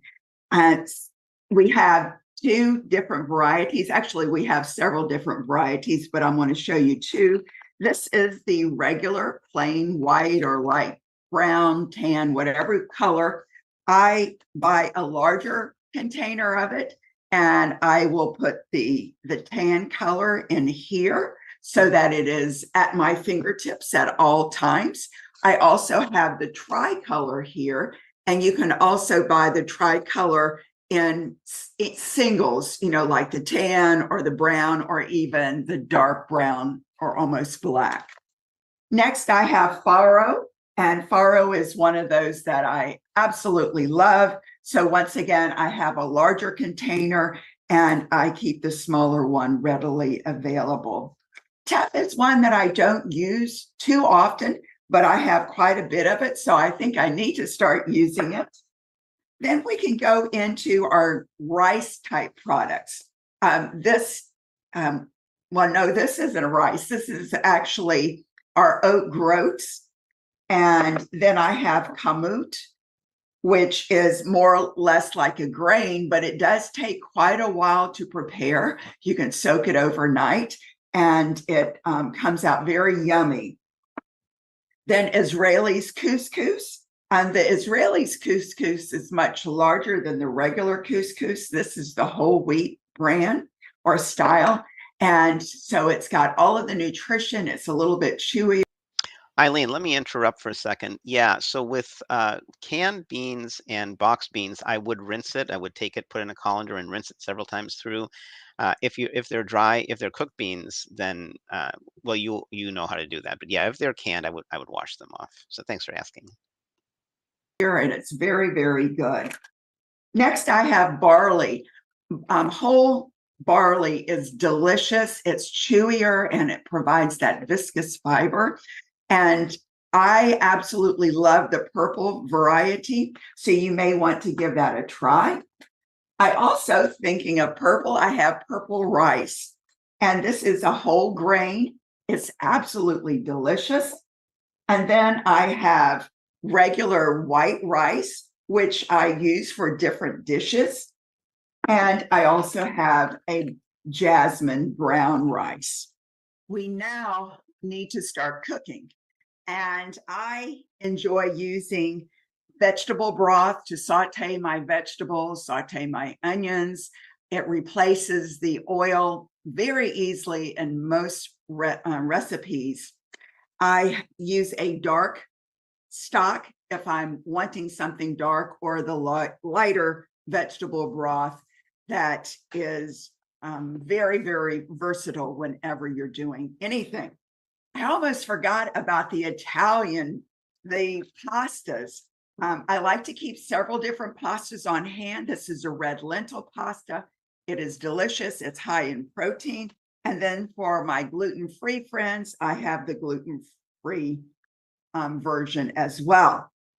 That also means that I'm going to need a lot of tomato products on hand. I like the Cento San Marzano tomatoes, so I always like to find this specific type of tomato. They're delicious. I also liked the Pomi brand because it's just tomatoes. And this is just tomatoes. There's nothing else added to that.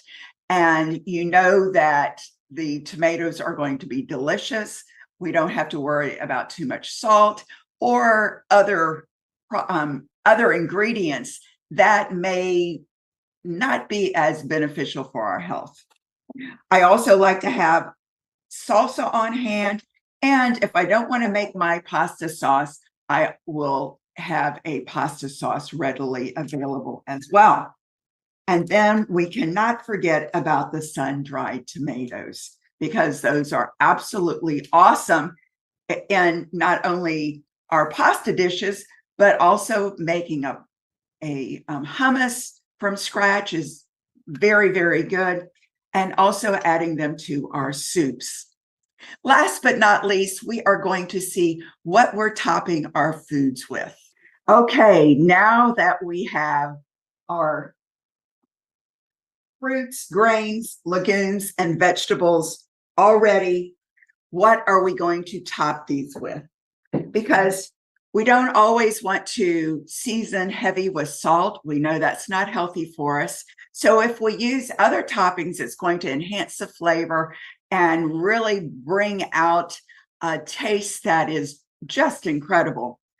A couple of things that I like are mustards. This is a whole ground or whole seed mustard. And then I also have a spicy brown. Our vinegars are awesome. And if you have been to a specialty store that has all of the different flavors of vinegar, you will know that they just add a different dimension to your food. I have so many bottles of vinegar, from hickory smoke to chocolate, and they all are for different purposes. Some are for dessert, some are for a burger, to put on our burgers. Some are to top greens, but we know that our vinegar is very good for us, and we should never shy away from using vinegar. Now, you know what? One thing that I forgot to tell y'all when I was talking about our beans and legumes, it's tofu. And tofu is totally, totally awesome. This one is shelf stable, but it comes in a soft and up to an extra firm.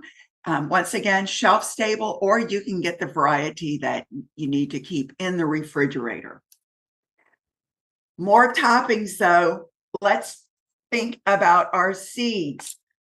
Ground flaxseed is something that I use a lot of, so I get a large bag, but I keep a small container readily available in the refrigerator. And of course, it's ground already, so we want to make sure that it stays in the refrigerator.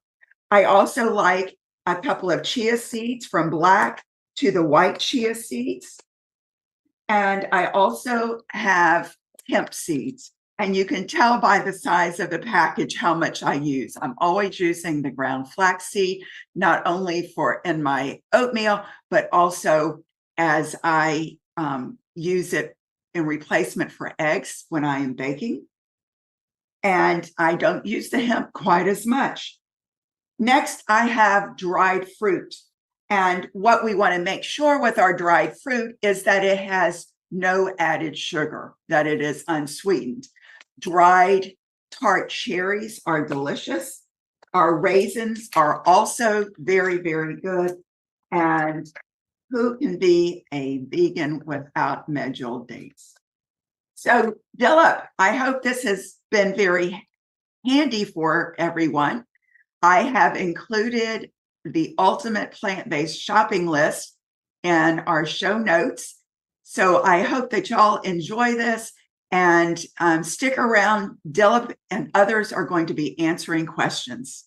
Y'all have a great day from Florida. I'm signing off. Take care. All right, that was a pretty comprehensive pantry. That was really nice. And a couple of questions came in. So vinegar is it's not something I grew up using much, but I do like Umi plum vinegar, and for some reason we've not been able to find it in the market for the last few months. I'm not sure what's going on. Jane had a question about purple rice. So Jane, I find it at my co-op, Weaver Street Market. I find it at Whole Foods Market, and that's pretty much where I shop. So I haven't looked elsewhere. Carolyn's finished her health fair, so she's driving home. It looks like. I'm in the car. Online. I would buy it online. That's right. You're the online, right? You talk about online shopping. And Karen, you want to add to that? Sorry, you cut out. Oh, purple rice. So we said online co-op and a Whole Foods or a larger grocery store. Yeah, I've bought it online. Yeah. Asian food markets might also have it. Okay. One thing I wanted to comment. Oh, and does it taste different? Yeah, it has kind of a, how to describe it? There's almost like a perfume-like taste to it. There's a smell, and it's a little, dare I say, exotic, whatever that means. It tastes a little bit different. I like it. Yeah. It's really Pretty good. soft. And then there's this discussion of peanut butter. Jane had suggested dates with peanut butter, and so Eileen said with almond butter. And by the way, let's make sure we add Eileen and Jane to the list. We'll probably do the drawing soon. Okay. One thing I wanted to comment is be careful with pantries that you don't get bugs. Even the cleanest people can get those tiny, tiny bugs, and once you get them, they're really trouble. So this is what I do. I know years and years ago I had those little bugs, and it took a long time to get rid of them. So what I do is things that can attract bugs, like open packages of pasta, I actually put in the refrigerator. Or you can get some really good vacuum sealed containers. So be really careful with that. You don't want to attract bugs because that could ruin like everything in your pantry. Supposedly, if you freeze them, like when you just bring them home, freeze them for 4 days, and then you can put them in your pantry. Is that so? Because maybe there were some eggs or something and they're no longer Exactly. viable. Yeah. Yeah, Okay, that's in fact, interesting. most flours actually already do. I hate to say this, it's really gross, and it's not very vegan, but most flours actually really already do have the eggs in them. Oh, And wow. so if it's, I hate to tell you that, I'm sorry. I know that's really gross, but it's true. So most flours do have them, and if it sits at room temperature or in a shelf long enough, they will hatch. And that's not your fault for bringing them home. You're going to get them at most stores. And so if you put them in the freezer, then you don't have that problem. And that we keep our In flour and that, Alabama, it's so warm. I keep yeah. my flour in the freezer. I keep all kinds So it of doesn't go stuff in the freezer. rancid. Yeah, nuts are high in fat, so you want to keep Yep, them in the refrigerator if possible as well, right? exactly. My mom used to buy so much spices, Indian spices. She'd keep her spices in the freezer, so that's another idea. Let's go on to there's only one video left, and that's I'm not sure what Nancy did. Nancy was going to go to a grocery store in England, and I think I see the title picture. It looks like she's cooking. But let's do this. That's the last video. Let's do our drawing, and then we'll end the show with that last video. So let me bring up random.org. Can you read off the list, Karen, of who we have and what our prizes are? Yeah. So Jane, I don't have her last name.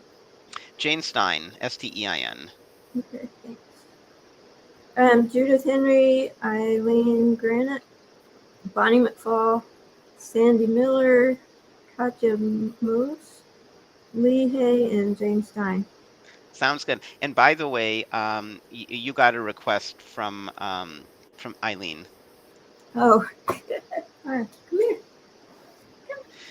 So our two prizes are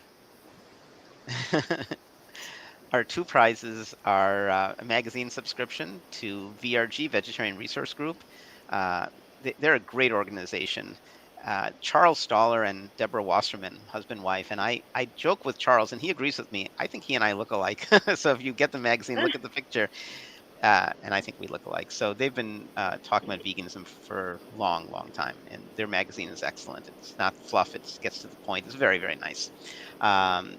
my daughter actually won their essay contest a couple years ago for writing an essay about veganism, and she got a nice cash prize. That was really good. They give like a $10,000 prize for somebody applying to college. So VRG is great. So we're going to give away magazine subscription, and then Karen found these nice bags for produce and for bulk items. So what we'll do is, let me go ahead and post. If you win, please email Karen at so many cooks.com, and she'll fulfill your prize. So let's confirm that you're here. So if you win, then just say, yep, I'm here, and that she'll send a note to Karen. So let's go ahead and do the drawing. How many numbers are we up to, Karen? 7. So I'm going to generate a random number from 1 to 7, and this is going to be for the magazines. No, let's do the bags, the storage bags. The winner of the storage bags is number 6. So who is number 6? Lee Hay. Storage bags go to Lee. Congratulations. So can you please confirm that you're here and that you will send an email to Karen at so many cooks.com, because we need your mailing address and we don't want you to post it on social media. So Lee, confirm that you're here. And then yay, excellent. So please send your email to Karen. And then let's do the drawing for the magazine. Great subscription.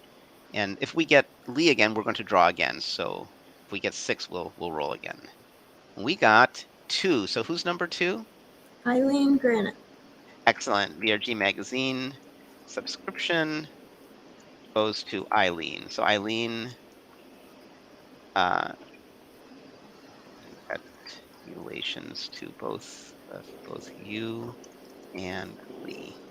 Okay, good. So Eileen, will you please send an email to Karen at so many cooks.com, and Karen will be very happy to get you your magazine subscription. Okay, let's go ahead and play the last video, and then we'll quickly wrap up after that. Carolyn, are you okay? I guess you're driving, so this is fine. Okay, good. All right, Karen, you're hanging in there, okay? The show is running kind of long, so we'll wrap up quickly after the last video. Let's play. I think it's an 8-minute video, so here goes. I don't know what it looks like. She did some cooking, so we said no cooking, but it looks like we have a little bit of cooking, so that'll be fun. Let's see. Nancy Manifold, thank you very much for joining me. What I was supposed to be doing today was taking you through a tour of Tesco, which is my local supermarket here in the UK. But as with many best laid plans, I have COVID. So I am absolutely fine, but I am not going into the supermarket, you'll be pleased to hear. Then I started to think about what I could do that was supermarket relevant. And I thought about it, and a few weeks ago I was at the screening of a documentary called Eating Our Way to Extinction, which is a very good documentary if any of you haven't seen it. And the discussion afterwards was, in fact, I think I was the only plant-based person there. And so the discussion moved, as it often does, to the preponderance of vegan fake meats in the supermarket and how they are ultra processed. So we had something of a conversation about that. And although some of the fake meats are ultra processed, some of them are reasonably healthy. So this conversation is not meant to vilify any foods. So for those of you who enjoy or need fake meats in order to be able to continue on your plant-based journey, then go for it. That's fabulous. But what I thought I would do today is a home created version of a fake meat. And this one, in fact, is meant to replace a hamburger patty. It's one of my husband's and my favorite recipes, I have to say. It's very good. And it uses black beans and sweet potato, and it's very quick to make as well. So what I have done is the only thing that takes a bit of time but doesn't take any nursing or watching over is baking 2 small sweet potatoes.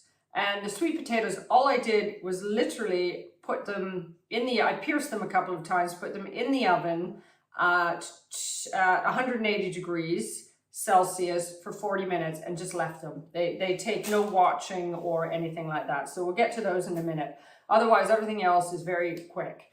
So the base of this recipe is black beans. So I have a drained tin, 400 gram tin of black beans. What I'm going to do is put most of them, not all, but most, in the food processor. I've left a few behind, which I'm going to put in this bowl here. And I'm also putting 50 grams of chopped walnuts in the food processor. In that goes. Both of those are an excellent source of protein. Black beans are a really good source of iron, and the walnuts are a very good source of omega-3 fatty acids. So I'm going to blitz those, if you can stand it for just 1 second.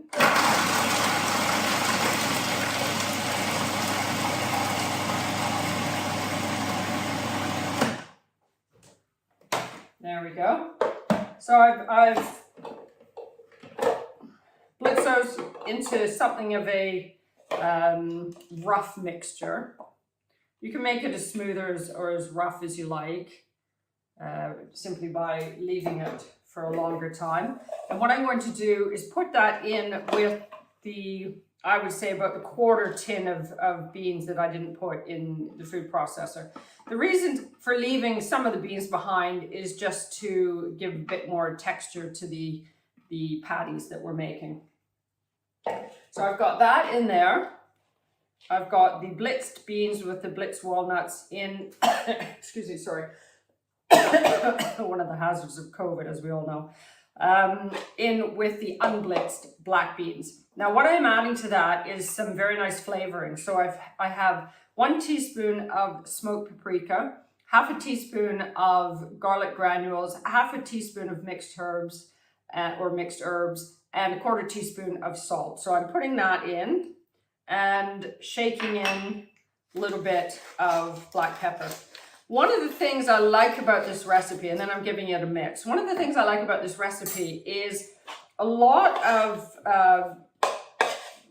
vegan burger recipes have raw onion in them. And I find the raw onion doesn't cook fully, but excuse me, by the time the burger is cooked, and gives a bit of a stronger raw onion flavor. If that's what you like, then that's great. But I prefer it without raw onion in it.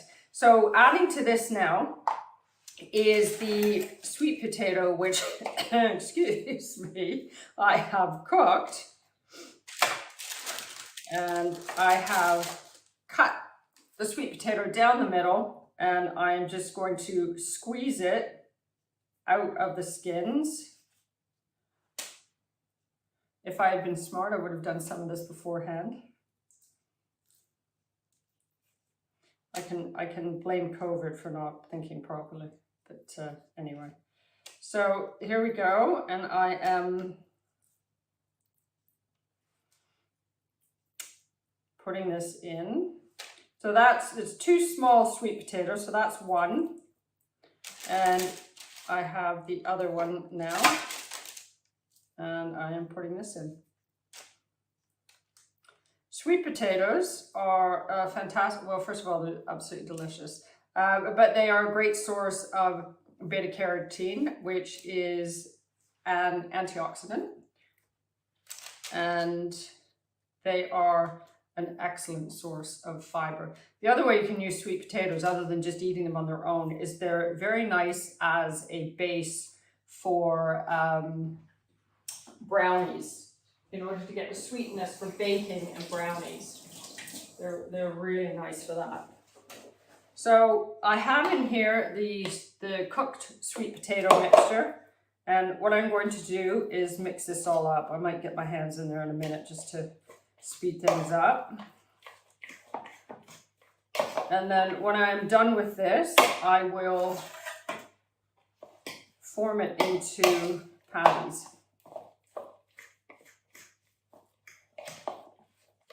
There we go. So yes, as I said, unfortunately, I have COVID, but unfortunately it seems to be sweeping through the country again at a rapid rate, because I know quite a few people which in many ways makes following a plant-based diet more relevant, because the healthier we are and the better nourished we are, there is some evidence that it allows us to do better when we do get COVID. It doesn't stop us getting COVID, but it makes us a bit more robust when we do get it, if we do get it. So I'm taking a handful of this out and basically just forming it into a patty, okay? So make your patties. You can make them whatever size you like, big, small, whatever you like. And then these cook at 200 degrees Celsius for 35 minutes. And you can use it however you like. Tonight, my husband and I will be having it with potatoes and vegetables. You can put it in a bun and have it the way that you would have a hamburger. You can do whatever you like with it. And they freeze well. And the other thing I like about this recipe is there is no oil in it, and there's no oil for cooking it. It's purely baked. So I hope you enjoyed that. This is my homegrown version of fake meat, and it tastes delicious, and I'm going to enjoy it this evening. So thank you very much for joining me. Goodbye. All right. I'm home. Yeah, I see.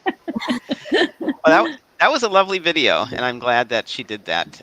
Oh, Eileen is asking, what is the magazine's name? It's Vegetarian Resource Group's Vegan Journal, and I think you're going to really love that. So there's, yep. There's Brian. Hi. All right, so we're past our 2 hours, and we could spend maybe 5-10 minutes talking about eating out, but maybe we should keep that for another time. There's a lot that we could say. Let's do each of us the 1 minute version of that, because I think it's a good topic. And my 1 minute version is it's easy to eat out vegan.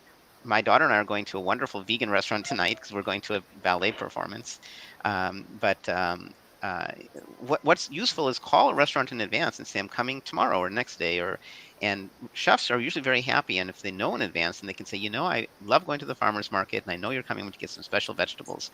But even if you let them know when you're there, you just can't be as particular, because they'll always have vegetables in the kitchen.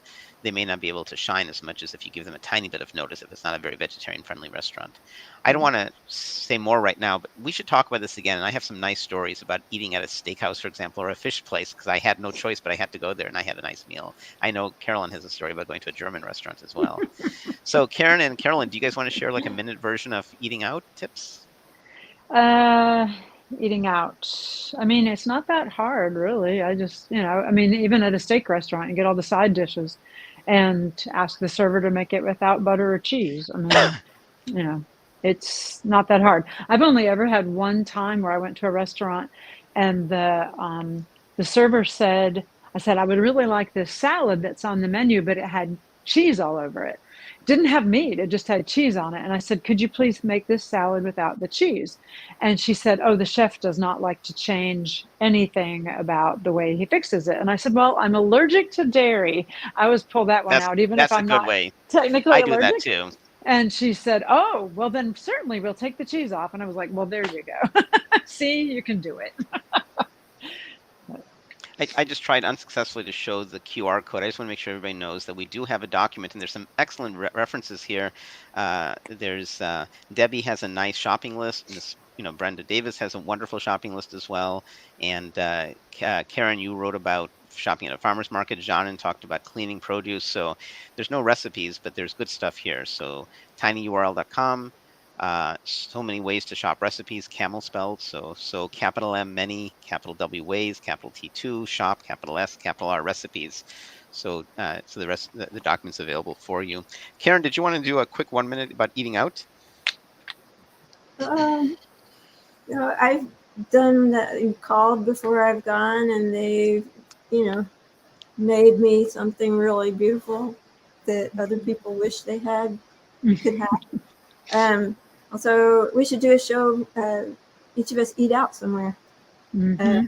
Oh, that's a great idea, and show our plates, because nowadays everybody likes to take pictures of their plates. So that's an excellent idea. Mm-hmm. I always have pictures of places I'm eating at. I'm going to a place called Fiction Kitchen today, which is vegan comfort food, and it's all 100% vegan, uh, and it's not necessarily healthy. So like they had fried cheese sticks. I don't think we've ever had that. Mm-mm. They have a big cheese platter, which is all plant-based. Everything's vegan, with breads. I probably will get their noodles and vegetable dish tonight, I think. So, and we've talked about this in the show that it's important to be it's important to be vegan, whole food, plant-based as much as possible, and watch the fat, watch 10% fat. But if you occasionally go out, I know people who don't eat out, and they always are 100% sticking to the 100% 10% fat calories, and that's excellent. But it's fun, I think, once in a while to eat like that. Just make sure that your overall average is low fat. If we went out to Fiction Kitchen or other restaurants, really good restaurants, all the time, it wouldn't be so healthy. And I'm sure Right. that the folks at these restaurants would say the same thing, although they'd enjoy your coming there. So there's that. I love this show. I thought this was really fun. So show how to order as you order to if server will allow it. Okay. Hmm. So that's a good point. Um, and you don't want to be a pest either and ask tons and tons of questions. You want to kind of scope things out in advance, and we can talk about these things. So I'd love some input from the audience about our next few shows. So we're discussing the Thanksgiving show, and November will probably be the Thanksgiving show, and we're looking at dates. I think it's going to either be the 4th or the 18th, and we're trying to figure out which one would work better. And we have a bunch of ideas. So if it's the 4th, there's a good chance. I can't remember. I have something going on, and the 18th is probably my daughter's birthday party. So we might show some of our favorite recipes from past shows, and from past, because we've done like 3 Thanksgivings, I think, at this point, 2 or 3. Mhm. Or we don't know yet what we're going to do. So if you have any ideas, let us know. And then there'll be a kids Thanksgiving show, I think the second week in November. And in December we haven't scheduled, but I think it's the first Saturday is going to be a holiday show.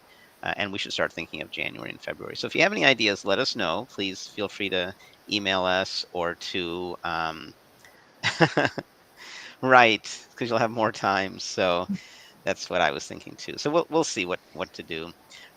You can always look at the old shows. As I said, we have several Thanksgiving shows too. So a lot of people are saying the 4th. But in general, whatever Good. topics you can think of, if you want to send us email or post on Facebook or on YouTube or Twitter, that'd be great. Karen, do you want to say any final comments? And then Carolyn, and then we'll wrap up. No, just have fun with your food. Exactly. Play with Have your food, as long as it's plants. Shop around the outside of your market. Exactly. I thought this was fun. I thought it was fun to not cook and to just share strategies. It was really fun making the video for me. And Carolyn, I think you enjoyed talking about online shopping, and Karen, it was fun. It was really nice seeing your farmers markets. That was really nice. And we already gave away the prizes, which is great.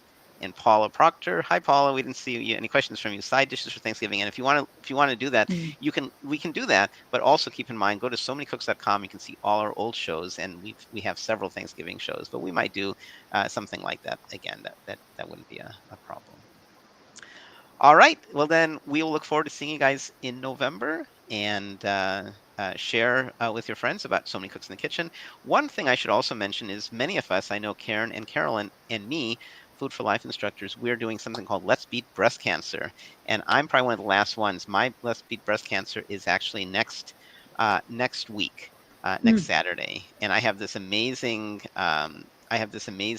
Brazilian band with I think 13 drummers so far signed up. Thanks, Eileen, Oh my and goodness. thanks, Bonnie. And so we're going to be banging the drum for breast cancer. And it turns out that there's so many diseases. I mean, eating this way is great to stay healthy, but if you end up with cancer, diabetes, high blood pressure, then there's so many. And Judith, good luck with the hurricane. I hope it steers clear and weakens.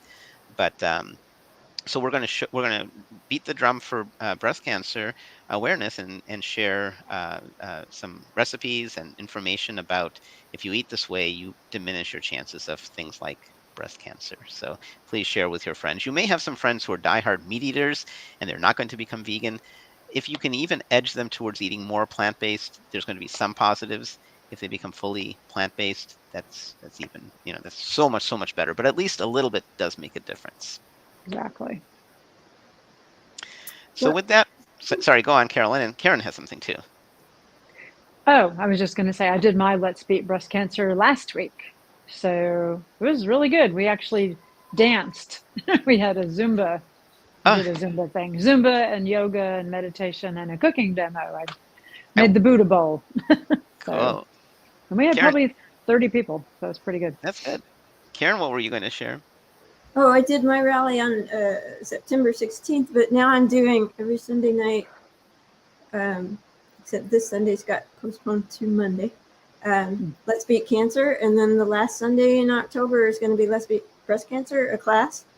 So I would invite anybody watching who wants to just take that last class for free. Just go to PCRM and sign up for my class and use the code VILLAGE, and you can get it for free. Very nice. So PCRM, so it's fflclasses.org, which I think is on our aprons. fflclasses.org. Yep, it is. And then you'll find Karen in Texas. It's an online class, Karen, or it's in person? Yes, it's Okay. online. And I know there's a lot going on in Austin. I have to email you because a good friend of mine is going to be visiting Austin. I want to connect you with her, by the way. But there's a lot going on in Austin, so check out her classes. And it sounds like it's online. So, and thanks. I think it was Jane who just posted, or Julie. So I wonder if you're new. I don't remember your name, so I'm glad you found us, Julie. And I hope that if this is your first show, I hope it's the first of many. Glad that you found us. Be curious to know how you found us, but glad you did. So see you guys in November. We will figure out what to do, and definitely check out SoManyCooks.com. We're working on a search functionality so you can search for different recipes. But if you go there, you can go to any particular. You can go to all the November shows and see our past Thanksgiving shows. Bye, everybody. Thanks for watching. Hope you got some good Bye. tips. Bye. So many cooks in the kitchen, so many recipes to share. So many cooks in the kitchen with meals for you to prepare. We've got fruits and grains, veggies and beans, more healthy food than you've ever seen. So many cooks in the kitchen, plant-based meals to prepare. So many cooks in the kitchen with ideas we're happy to share.